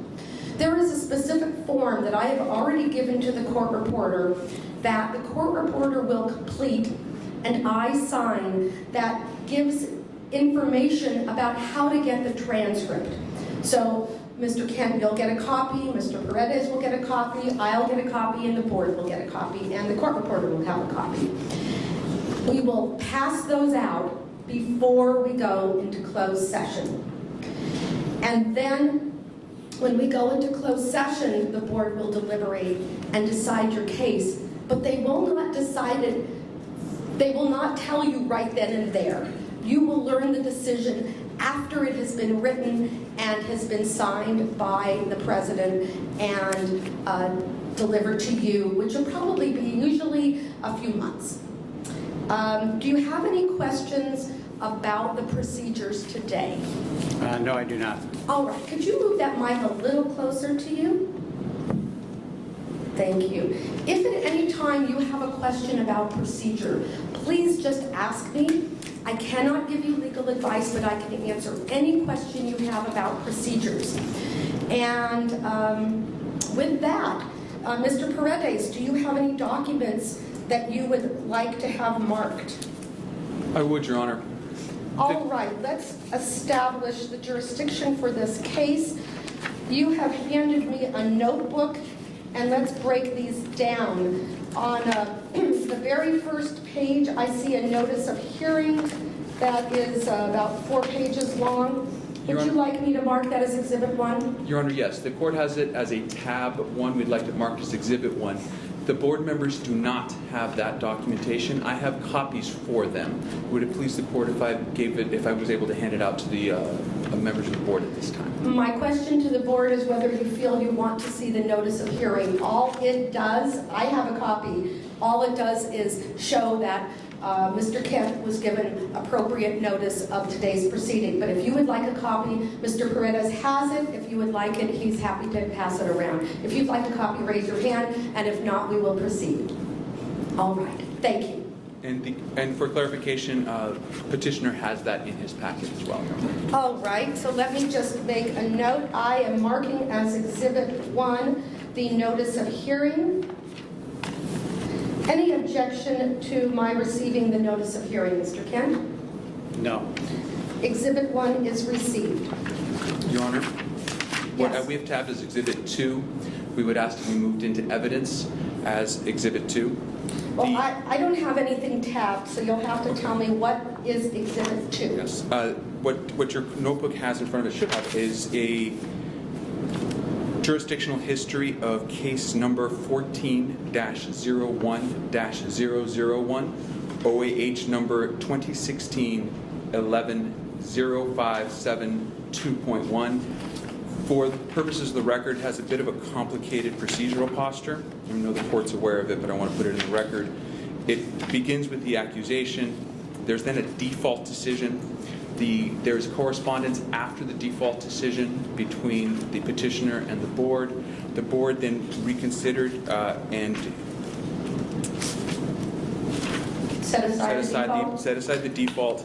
There was then a hearing, and then there's a adopted decision dated 7 September 2017 with an effective date of 13 October 2017. All right, I am marking as Exhibit 2 the accusation and decisions involving the accusation in case number 14-01-001. And just for the record, I will just clarify, it's an accusation, it's a default decision against the respondent, a set aside of the default decision following a request by Mr. Kent that it be set aside, and then following the holding of an administrative hearing, the board issued a decision to revoke petitioner's license, he was then the respondent, effective October 7th, 2017. Is that correct, Mr. Paredes? 13 October, Your Honor. All right, effective October 13th, 2017. Procedurally, did I summarize that correctly? Yes, Your Honor, thank you. All right. Any objection to the receipt of Exhibit 2, Mr. Kent? No, Your Honor. All right, Exhibit 2 is received. Your Honor, what is the third set of documents which we'd asked marked as Exhibit 3 begins with a letter from petitioner dated 25 January 2019. It consists of 2 handwritten pages followed by a series of letters of recommendation, and these were received from the petitioner along with a copy of what appears to be petitioner's resume and a 2-page service agreement. As my understanding is, these are documents that were received by the board, and we are, for the purposes of completing the record, asking the court to accept these as Exhibit 3. And Exhibit 3, let's just take a moment. I'd like to, with parties' permission, write consecutive page numbers on it, and I would encourage the board, if you have a copy of this, to do the same thing. And that is page 1 is the first page of what is going to be marked as Exhibit 3. And I am just taking my pen and writing. We'll see how many pages we get down. 1 second.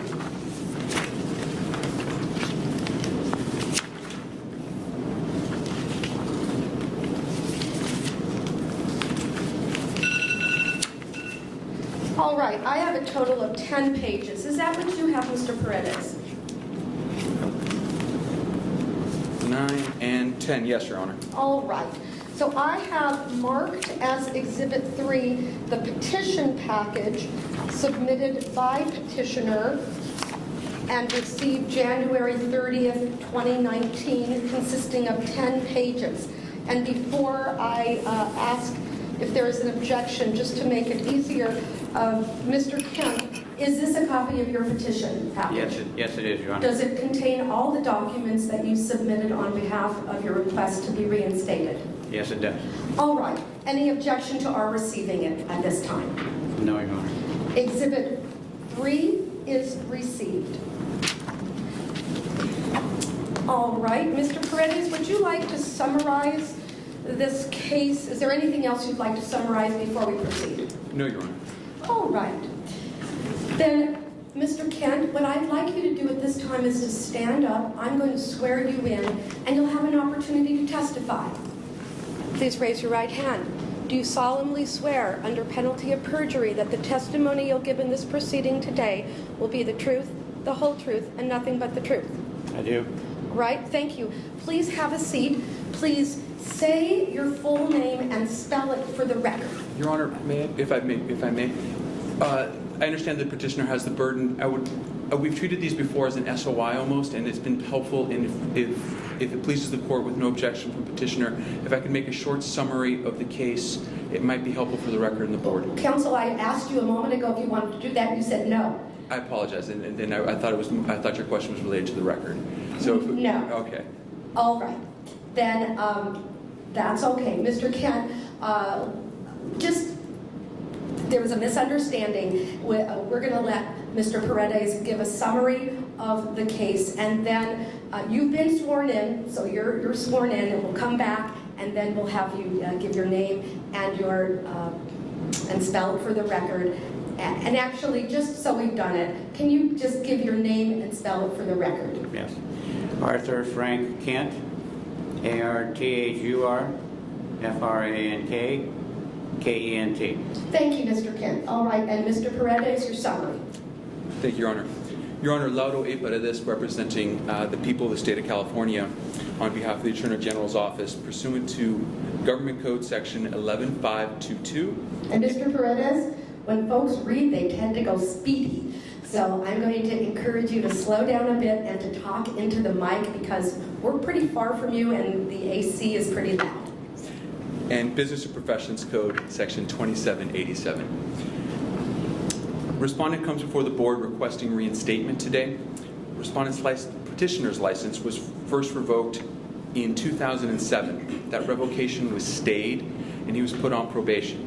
He successfully completed that probation, and then shortly afterward, the causes for which we're here today took place. Petitioner's license was revoked effective October 13th, 2017. The causes were serious. They were fraud, negligence and willful misconduct, and failure to use a written contract. The details about the events were that a client came to petitioner. Petitioner represented that he would submit architectural drawings to the County of Los Angeles. He took payment for this, and over a series of phone calls and meetings over several months assured the client that he had in fact given the architectural drawings to the county. Turns out that was a lie. That was not true. And as a result, the client ended up losing about 6 months of time where he wanted to open up a new barber shop, and he ended up with a vacant piece of land for about 6 months, causing a lot of issues with the client, as we can imagine. Those were the underlying causes for the reason that we're here today. Thank you, Your Honor. Subject to that, thank you. And, Your Honor, we have moved everything into evidence at this time, correct? That's correct. So now, Mr. Kent, now is the time where you can explain to the board why you believe you are entitled to reinstatement, what you've done since the revocation to show rehabilitation, and anything you think it's important for the board to know. When you're done talking and testifying, then Mr. Paredes will have some questions, and the board will have some questions. So you've been sworn in. You may now proceed. Thank you, Your Honor. And make sure to talk into the mic. You can just move it a little closer to you. It's okay. Thank you very much. Yes, in the summer of 2013, that was a highly difficult year for myself and my practice.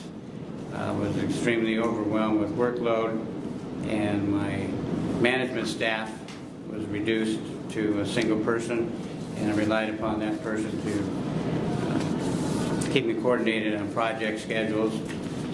However, as has been mentioned, I was negligent, didn't act professionally, and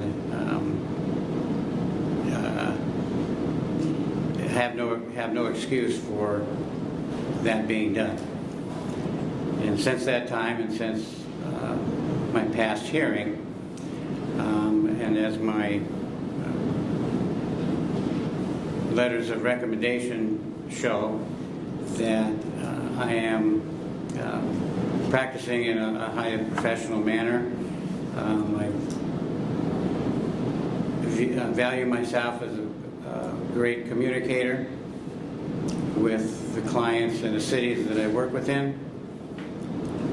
I work with the City of Huntington Beach, the City of Costa Mesa, the City of Fountain Valley, with inspectors and plan checkers, and code enforcement when code enforcement has people that they come upon that don't have plans for the projects that they are proceeding with. These city officials call me to provide plans and services for these people. I have been involved with an addiction recovery program with honesty issues and professional ethics, and have been involved with that for 4 years, and I am now a coordinator and a counselor with that same group in assisting other people with different types of addiction issues. And I've been involved with the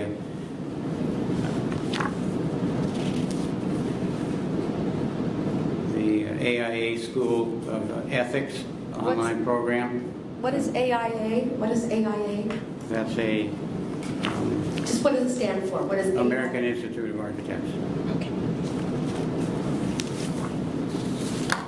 It's a special online school. It's a special online school. It's called AIAU, and there's a course, Ethics and Architecture. I have yet to complete, but it's a program that I'm starting to be involved with, so that I can alleviate myself with some of these issues that I've had in the past. And my reason for petitioning for my reinstatement of my license is not only a personal issue, but I find that I am good at lending form to the aspirations of the clients that I deal with, and helping them visualize projects, their personal projects, before they actually are have begun construction. I value my services in that I never like to hear the phrase, we didn't expect this to be like this, meaning that there was a loss of communication. And if I can make that a bit clearer, is that when the project is realized, there's a greater love and passion for what we've created as a team, with the client, myself, and the contractor. So I value my skills, my passion, and my communication in these since 2013 in developing stronger professionalism in my practice. I'm a sole proprietor at this time, and I have one management personnel that keeps me lined up with my professional programs and project administration. So that's the reason for my petition for the reinstatement of my license. All right, thank you. Mr. Paredes, would you like to cross-examine Mr. Kent? I would, thank you, Your Honor. Mr. Kent, you talked about a recovery program that you've been in. What's the name of that recovery program? It's called Addiction Recovery Program. It's a 12-step program similar to the American Alcoholics Anonymous program. What are the 12 steps? Well, it starts with acknowledging that you have a problem, and then you relate to you no longer have control of this problem yourself, and then you relate to a higher being to help you with this, to control this problem, and then you go through a series of documentation of people that you've hurt, and then you report to those people that you've hurt, and then you come to an understanding that once you have accomplished control over your addiction, whatever it might be, mine was honesty and professionalism. I'm sorry, I didn't hear what you said. Yours was what, sir? Honesty and professionalism. Thank you.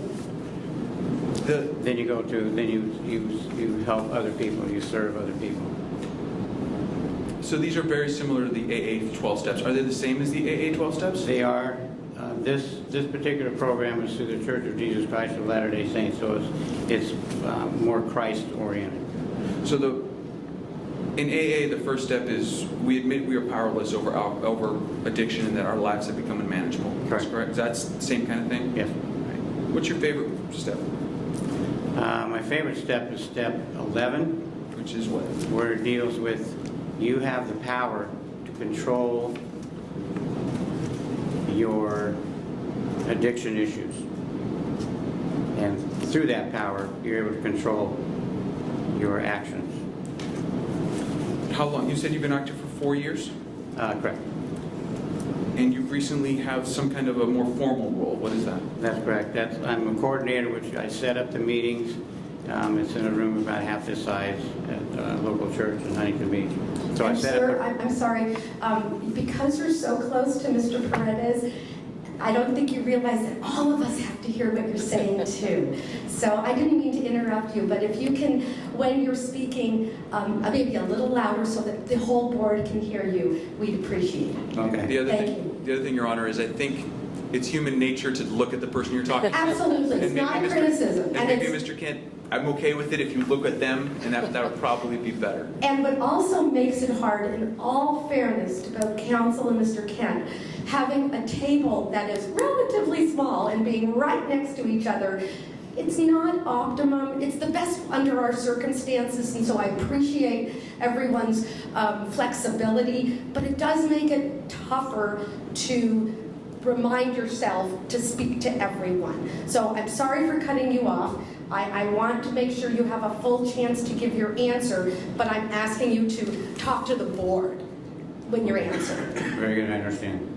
So you talked about, you were starting to say what your job is as a coordinator, and you said you set up meetings. I set up the facility physically with the books and signs and posters, and then I coordinate the sharing portion as we go around the room, asking them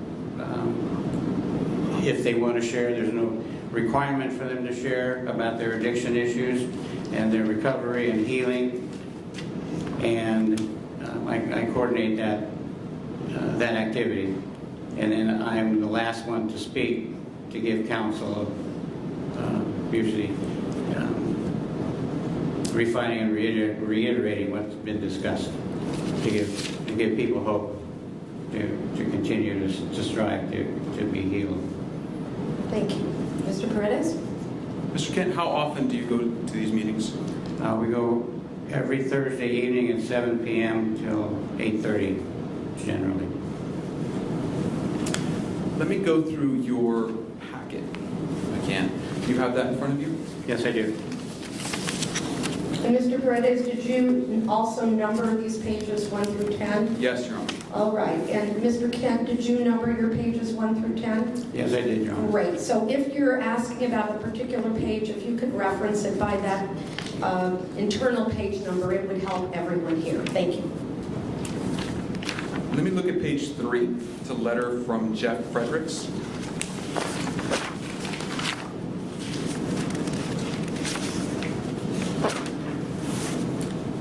Who is Mr. Fredericks? He is a general contractor, a longtime friend of mine. We worked on a number of projects, and he is a project manager and superintendent of a 3-story private residence in Sunset Beach, California. Renovation of that house. When did you ask Mr. Fredericks to write you this letter?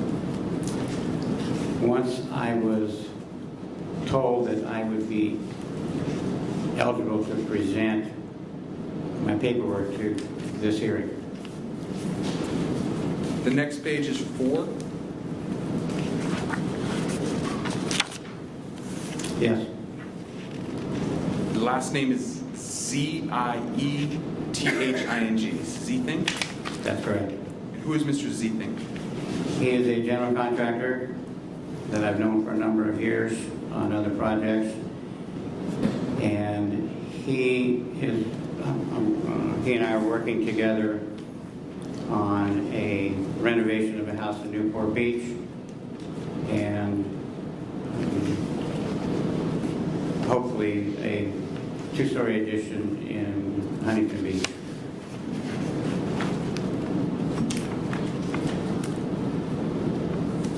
You say you've been working with them. Is this, now I'm looking at pages 9 and 10, this is Kent Design. Is that the business title that you've been working under? That's correct. What is Kent Design?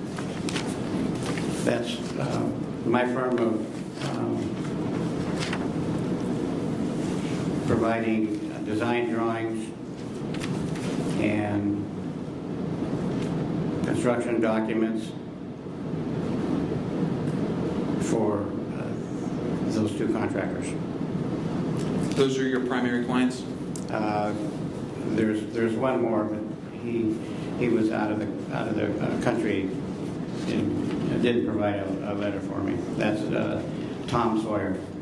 That's his real name. Parents gave him that curse, but Tom Sawyer's his name, and he's a general contractor in Huntington Beach.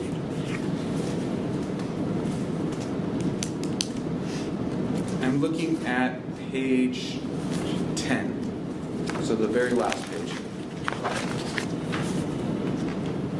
So these are the design semantics and phase 3 construction drawings. Are you familiar with the scope of work of what an architect can do and what only an architect can do? A licensed architect, yes. Are you getting pretty close to that line? You mean working as a design professional and not a licensed architect? Correct. No. No, I'm not. I don't deal with structures that exceed 3 stories in height, and I don't get involved with any commercial projects other than small tenant improvements. Yeah, can you say your answer again? We didn't hear it, sir. Other than small tenant? Small tenant improvement, commercial tenant improvements. Okay, thank you. Yeah. Thank you, Mr. Porter. This is just... Yeah, it's very awkward. And just keep your voice up, sir. I will. Thank you. All right, Mr. Ken, I'm looking again at page 10, the phase 3 construction drawings. It talks about foundation and framing plans. That's correct.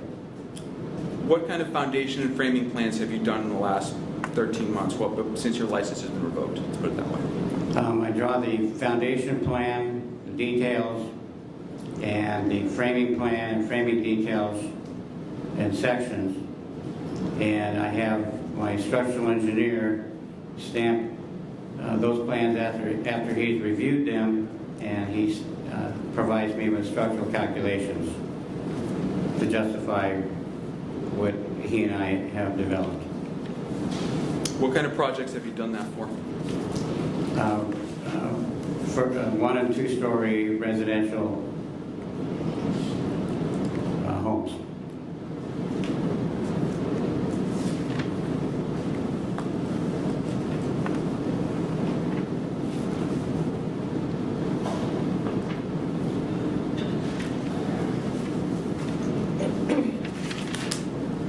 You were on probation with the Architects Board, is that correct? That's correct. What for? I falsified a soils report. I forgot what year that was. That was a while back. Do you have that date? It's okay. And why did you do that?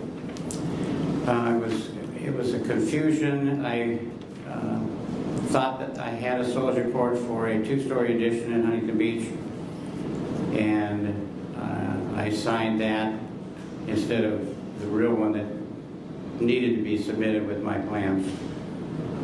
And the plan checker at City of Huntington Beach noticed that that wasn't the right soils report for that job. So it's your testimony today that you had a soil report for those drawings, for that project, and you just put the wrong one in? That's correct.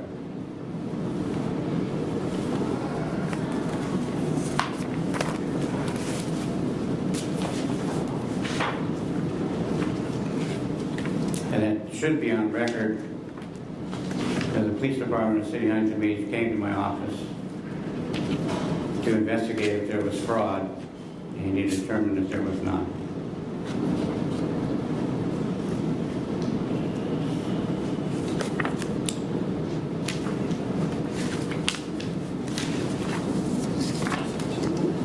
Mr. Kent, I'm going to ask you to look at a new series of documents. I'm going to hand this to you right now. Before you do, is it already part of the exhibit package? It is not, Your Honor. Then can you please provide a copy to everyone, and before we go any further, let's get this marked. That's next step, Your Honor, on the same page. May I approach the court? Yes.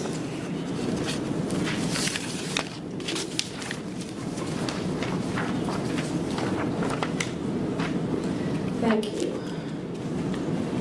And with the clerk's permission, can I hand these to the board members, or do you want to introduce them to evidence first? Why don't you go ahead and pass it to the board members? I'm telling everyone, I'm going to make the record clear that I am marking as Exhibit 4 a decision and order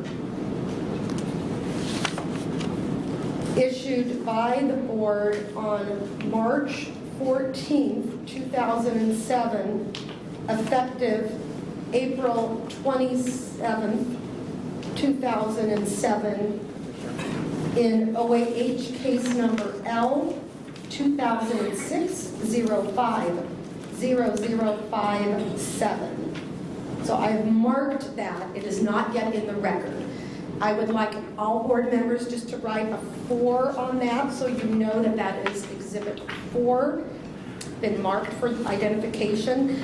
Sir, are you wishing to move it into the record at this time? I am, Your Honor. Do you have any objection to this document being received, Mr. Kent? I have one question. Yes.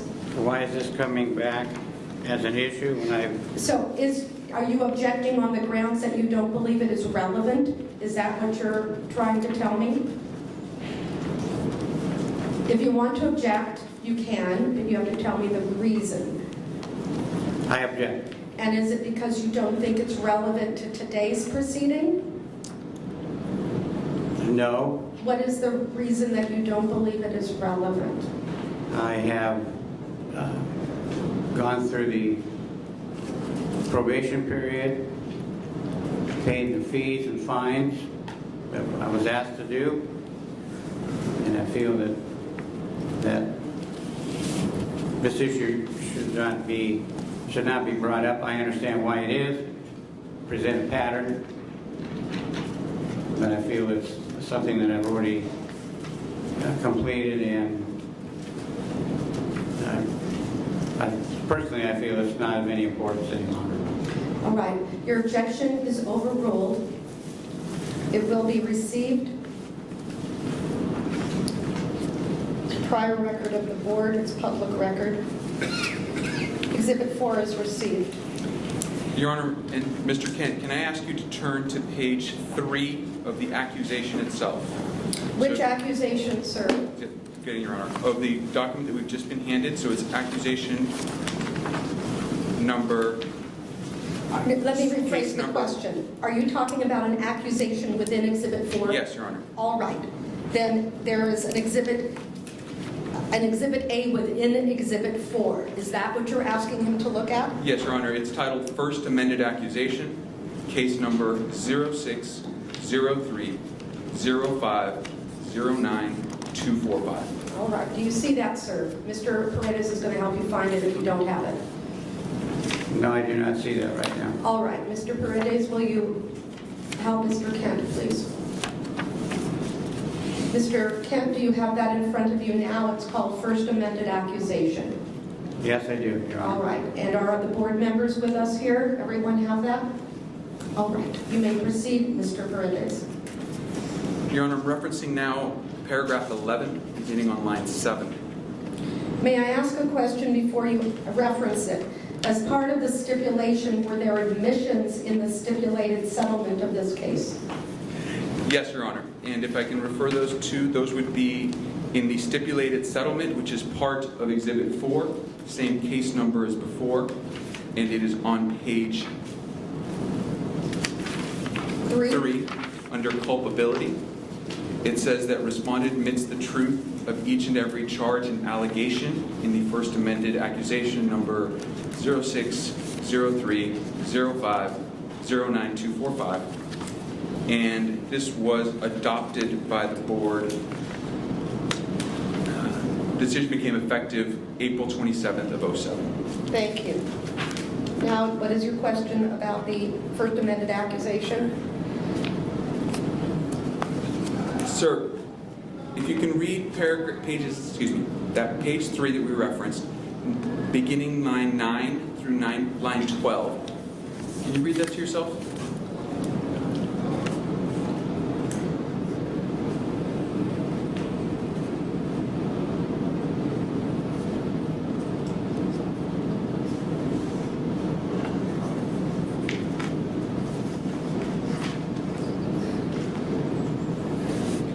I have read those lines, yes.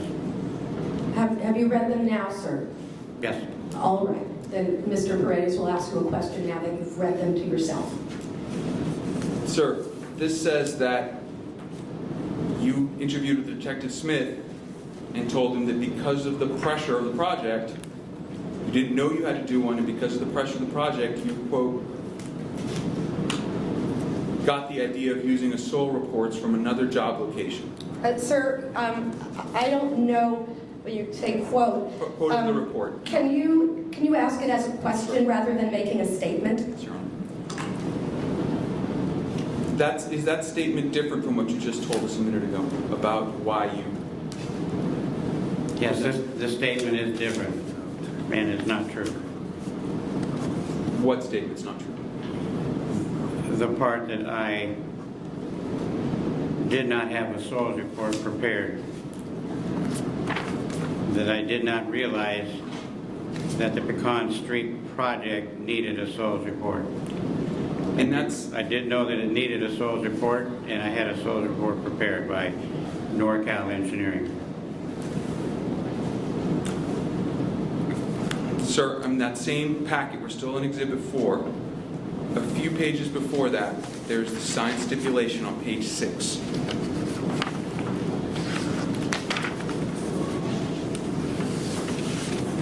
It's dated 10 January 07.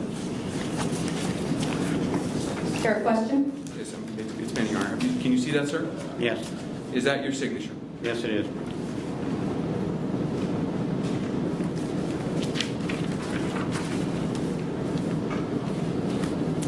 No further questions, this witness at this time, Your Honor. All right. Starting with our board president, do you have any questions? And I'm going to be going around and asking the board if they have any questions of Mr. Kent. Now is the opportunity for board members to do so. I'm also going to pass around the microphone. So my question, Mr. Kent. And speak into Oh, the mic, please. Right. My question to you, Mr. Kent, is in just looking at this new exhibit, which I had not seen before, and then pushing it forward, rolling it forward to 2013. At that point, there was a pattern. Yes. And now, since, if I do my math, about 2014 or so, you began to go into rehab. And so can you... Is there a question? You have to ask a Yes, question. here's my question. Okay, and Coming up. can't assume facts, not in evidence. There's no evidence that Mr. Kent has gone into rehab. There is evidence that he has participated in a program, but that's different than one would a live-in rehabilitation program. Okay, I have to write what I wrote. Oh, the addiction recovery program that you're been in. So, is it possible for you to describe how you have been practicing? I know you're not a licensed architect anymore, but you are practicing in the field of design, building design. So, can you give some examples of sort of some of the positive aspects of practice? Be specific, because we know, we got the letters, we have a good relationship with GCs and so forth, general contractors. So I'd like to hear an example or two of something you've done. Yeah, they're pretty typical, but I give you a typical situation and a scenario where these contractors will be notified or contacted by a homeowner because they're out in the public, people see them, they have names on their trucks, and so those contractors will contact me, and we will meet either both together, or the contractor will meet with the homeowner, and we will review what the homeowner desires are, what the homeowner's budgets are, and I will work as a designer enabling the project to proceed within the zoning ordinances of the different cities and provide working floor plans, design floor plans, and elevations for the particular project, which are very critical for the homeowner, as you can well imagine, so that it matches the house that they have. And a lot of cities require that. And so then, once the scope's been established and there's somewhat of a construction budget that's been established, and then I will go into the construction drawings and begin those plans along with my civil engineer plans and structural engineer plans to submit those plans to the city. I don't stamp any plans, that my structural engineer does that. And then I work with the contractor monitoring the project during construction. And if any, in additions and alterations, there are things that are always modified and changed. So I modify the plans to coordinate with what's been built. So when the inspector comes out, those plans relate to what's been actually built. And again, I don't stamp any of those. I have my engineer work with me on those. I'm sorry, sir, you have to speak up. You don't stamp any of those, you have your engineer. Work with me on those plans and stamp those plans. All right. They're called field revisions, so he takes care of Just make sure to keep your voice up, sir. Okay. Thank you. All right, another question from the board. Yeah, this is a question from board member Mr. Peng, FENG. Question is for Mr. Kent. So on the exhibits 4 that just distributed here, that item number 11 on page 3, I guess you have 2 page 3 there, and you indicated in 2005 that you falsified the soils report. Can you describe to me what do you mean by falsified? What did you do? I printed the wrong one. I didn't stamp or sign anything. I printed the wrong soils report for the project that is being reviewed here, 1210 Tacoma. And so I had the soils report prepared for the project. If I didn't have a soils report, I wouldn't be able to obtain a permit. But I printed the wrong one and Jason Qual was the plant tracker in Huntington Beach, and he noticed that that was the improper soils report for that job. It was from another job. So you have handed the report for the right job. That's correct. And when you do subsequently, you exchange the That's correct. wrong or right report with the wrong. I'm sorry, but you can't be both talking at the same time. Oh. No, can you ask your question again and hold off answering That's why we until call that he's- back talking, I'm sorry. That's okay, so it's one at a time so the court reporter can get this down. If you can start from your question again, sir. Thank you. So, change my question a bit. So when you say falsified soils report, you actually submitted a wrong soils report. That's Is correct. that accurate? That's correct. And then you subsequently, after talking to the plant checker, you submitted a correct soils report. That's correct. Okay, that's my question. If you can pass the microphone to whichever board member next has a question.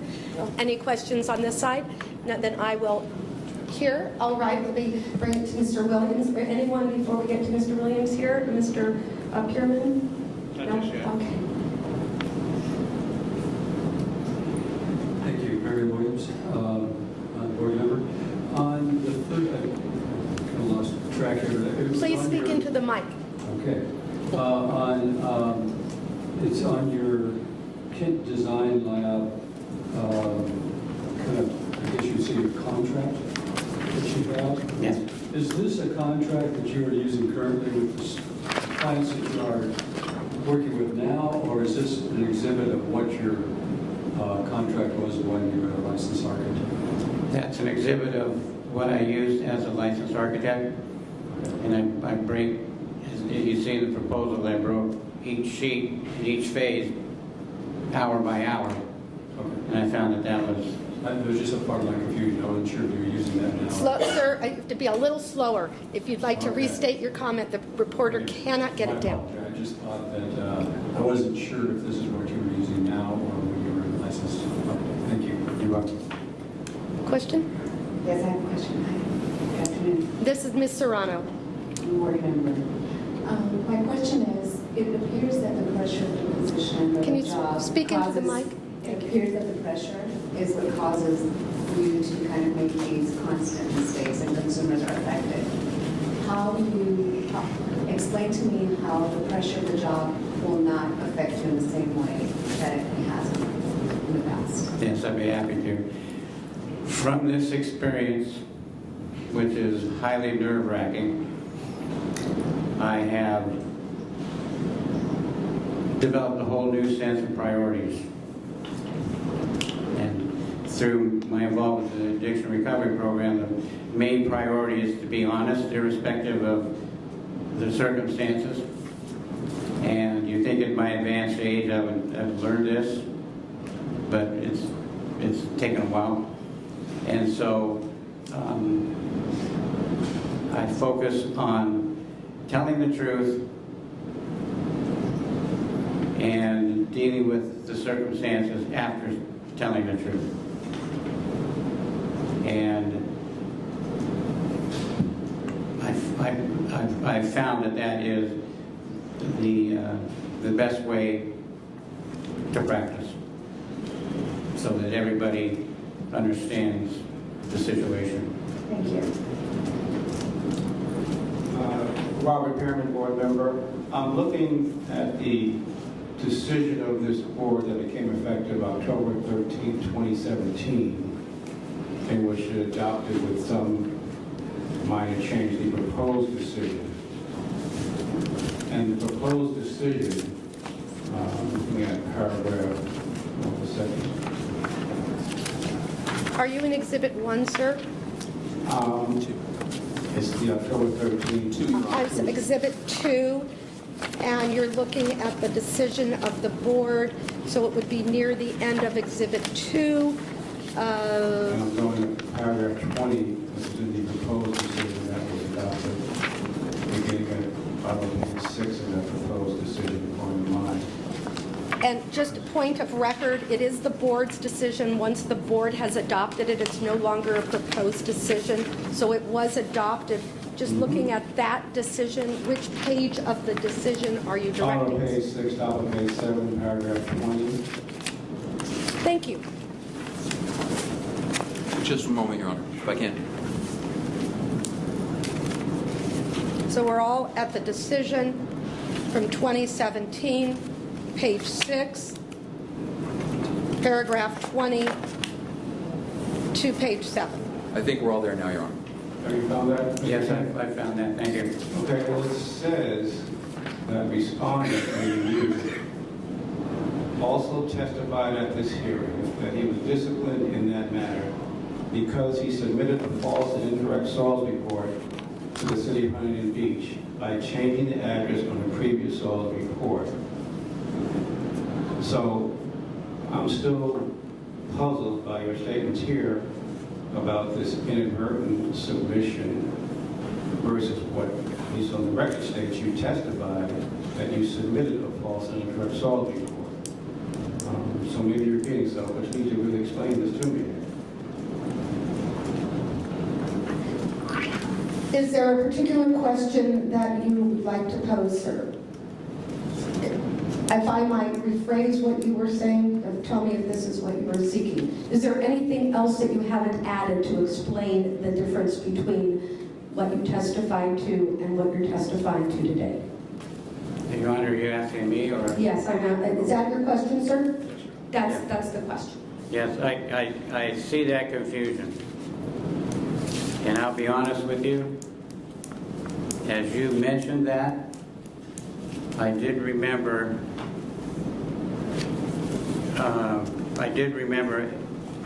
doing exactly what it said here, where I changed the address. And I didn't remember that the last time I spoke in this meeting. Thank you, sir. So, in all honesty, again, I did change the address with the soils report that I initially had, and then I had the proper soils report resubmitted. So you're correct. Thank you. All right. Yes, any other questions from board members? Any questions, Mr. Yes? All right. So, follow-up question, Mr. Kent. Are we talking about the same soils report that I just had an exchange with you? Yes, that's correct. So you did not do as you had said, responded to my question. You simply located a correct soils report and resubmitted to the city. That's what was not you did. No, I did find the correct soils report and resubmitted the correct soils report for the proper job to the city of Huntington Beach. Okay, so, and you ask questions to clarify. So the initial definition of a falsified soil report is you physically marked different address on the soils report and submitted. That's recall, as I recall now, yes, I did. So I would like to follow up that, this is Sonia Kwan again, board member. So I'd like to follow up to Mr. Tien's question. Mr. Fang's question, sorry. So I guess the question is intent. Were you, because falsifying is a really strong word, it's got intent built into it, in my opinion. So were you, if you had the proper source report, but you submitted the wrong one, that's an error. Everybody makes errors, that's fine, and you corrected it. But if you changed the address on the wrong source report, to me that's sort of, that's considered a lie. Yes. So are you saying that you lied the first time when you submitted the falsified report? I will have to, in all honesty, I would have to say yes. But you had the proper report, or did you have the proper source report done after? No, I had the proper soils report. So I have no rational reason why that was done. Right. Similar to the other offense. Sure. Okay, so that is part of the reason you're in this, let me get that term correct, addiction recovery program. That's It was a correct. pattern that you had. That's correct. Okay, thank you. And I have since not done that ever since, based on what I mentioned before with proper priorities. Thank you. Mr. Paredes, additional questions based on the questions that were asked or anything else that's come up? Yes, Your Honor. All right. Sir, the last 2 pages of your packet, the previous board member questioned about, the 2 pages I'm looking at have been marked in as 9 and 10 in the record, Exhibit 3. These 2 pages here. Yes. I questioned you earlier about, on page 10, the foundation and framing plans. Is this a page that you've used since you have your license revoked? Did you use with your contractors you work with? No. The general contractors, I do not use this with them. Okay. It was my impression earlier that this was documentation you used with the GCs you work with, but that's not correct. That's correct. That's not correct. What do you use with the contractors that you work with? Primarily a handshake.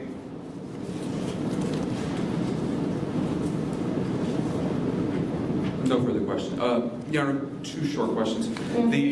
In continuing your packet, there are some letters. Are some of these letters duplicates that you previously submitted to the court during your hearing into your license? And that's in 2017? Yes, there's only been 1 hearing, so the 2017 hearing. Yes, they are, Your Honor. Yes, they are. And which ones would those be, sir? That would be Michael Iverson's, Theo Lassick. Can you tell us the page numbers as you say the individual's name? Yeah. Michael Iverson is page 7.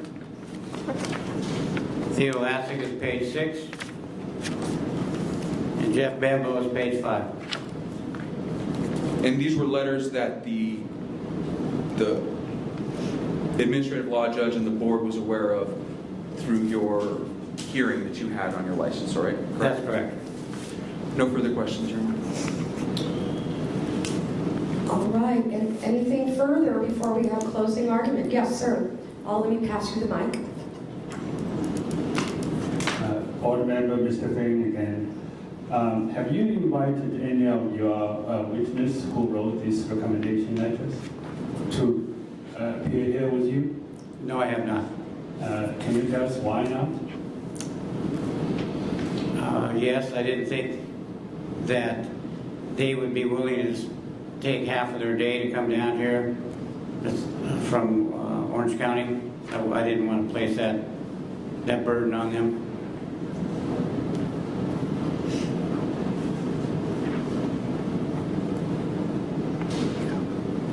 Thank you.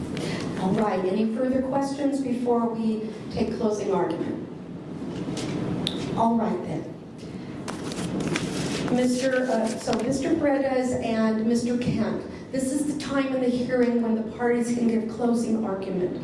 Closing argument is a summary of the evidence you believe you have provided and anything that you want to summarize based on what has already been said. It should not be new evidence.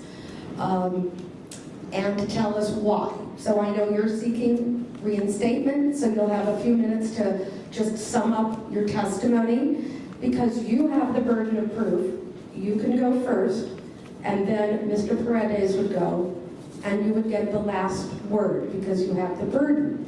If you only want to speak once, that's okay, and you can let Mr. Paredes go first, and then you. You have your choice of whether you go once or twice. What would you like to do? I'll go first. All right. Then you may proceed. This is closing. Again, a summary and not new evidence. Correct. Your Honor, Question? procedurally, this is not under oath, correct? Well, you are still under oath, if there is anything procedurally, it should not be new evidence. But because you've been sworn in, I will, if there is something that you say that is not related to evidence that has already been here, that would give the parties an opportunity, including Mr. Paredes, to ask you questions about it, or the board. So I'm instructing you to only talk about what you've talked about before. If there's something new you're going to say, it will kind of reopen the hearing. All right? Very good. Thank you. You may proceed. Okay, very good, thank you. I appreciate your time and your patience, and I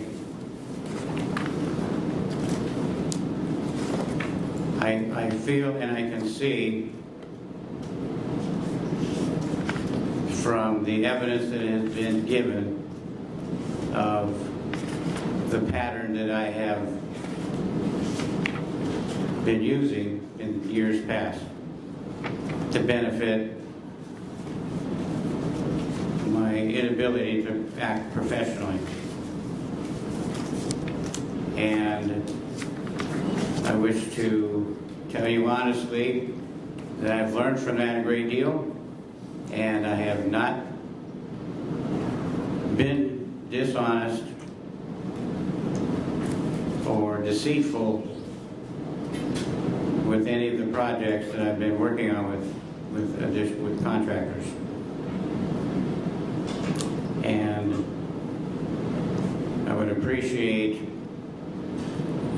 that to be my testimony, that and based on my letters of reference, that I have, let's say, learned my lesson, and in terms of public health and safety and welfare and the community, that I'm not a burden on being dishonest to the community or the public. Thank you. Thank you. Mr. Paredes. Thank you, Your Honor. Petitioner, Mr. Kent has the burden in this case. His license has been taken away, so he has to show you. The burden is on him. And we have two serious strikes against him, if you will. The first is what we talked about ahead of time. We have this individual, this client, kind of an unsophisticated client, who came to him and lost a lot of time. It's in what is Exhibit 2. And that's not good. It's bad. What makes it much worse is that, and this is in the record, he has basically just come off probation within a few months when this event occurred. And February 27th, 2019. I'm less interested in what happened more than 7 years ago, except for the fact that what we've seen today fits in with that pattern. The first thing that petitioner said when he got on the mic was he relied on a person. So the errors that he made in not filing with Los Angeles was because he relied on a person. Does that sound like someone who's taken responsibility for their mistakes? And is that in itself believable? Now, you relied on someone to file paperwork. Okay, that could be a mistake. You asked somebody, but he said, I filed the paperwork. So he knows if he went down to LA County and filed those paperwork or not. That's not somebody else's responsibility. And more seriously, we have a direct contradiction, a tension. And this tension can't hold. It's one or the other. Petitioner stated before any paperwork was introduced on this that he made what could be characterized as a simple mistake. I had a soils report, I just submitted the wrong one. Is this great? No, it's not great. But is it terrible? No, it's not terrible. We have paper, though. We have things that are written down. And I would submit that when you're weighing what weight you should put on petitioners being honest, we have the summarized testimony from the hearing, which is in contradiction. And we have what I introduced, which was Exhibit 4, where respondent, Mr. Kent, and I'm quoting from page 3, paragraph 10, excuse me, page 3, paragraph 9. Respondent admits the truth of each and every charge and allegation. And what those charges and allegation are on page 3 of the first amended accusation. Respondent stated that he did not realize the project needed a soils report. Due to the pressure to complete the project, he got the idea of using a soils report from another job location. One of those two things is not true. The testimony that he gave to the administrative hearing, the stipulated settlement that he signed, are in direct contradiction to what he said earlier today. With that information, you have a decision to make. We have no recommendation of that, but I ask you to keep those tension in mind. Thank you. I have a question for Mr. Paredes before Mr. Kent, and I'm asking it before Mr. Kent so that Mr. Kent can comment on it as well. Did I read this wrong, or did both the initial discipline in 2007 and the more recent one include violations for failing to use a written contract? They did, Your Honor. All right. Thank you. Mr. Kent, you have the final say on this. So is there anything in closing that you would like to add to what you've already said? Yes, Your Honor. Those events are in the past, and I've learned from them. That's true. I confused on a soils report issue this morning, or this afternoon. However, since that time, there have been a number of projects that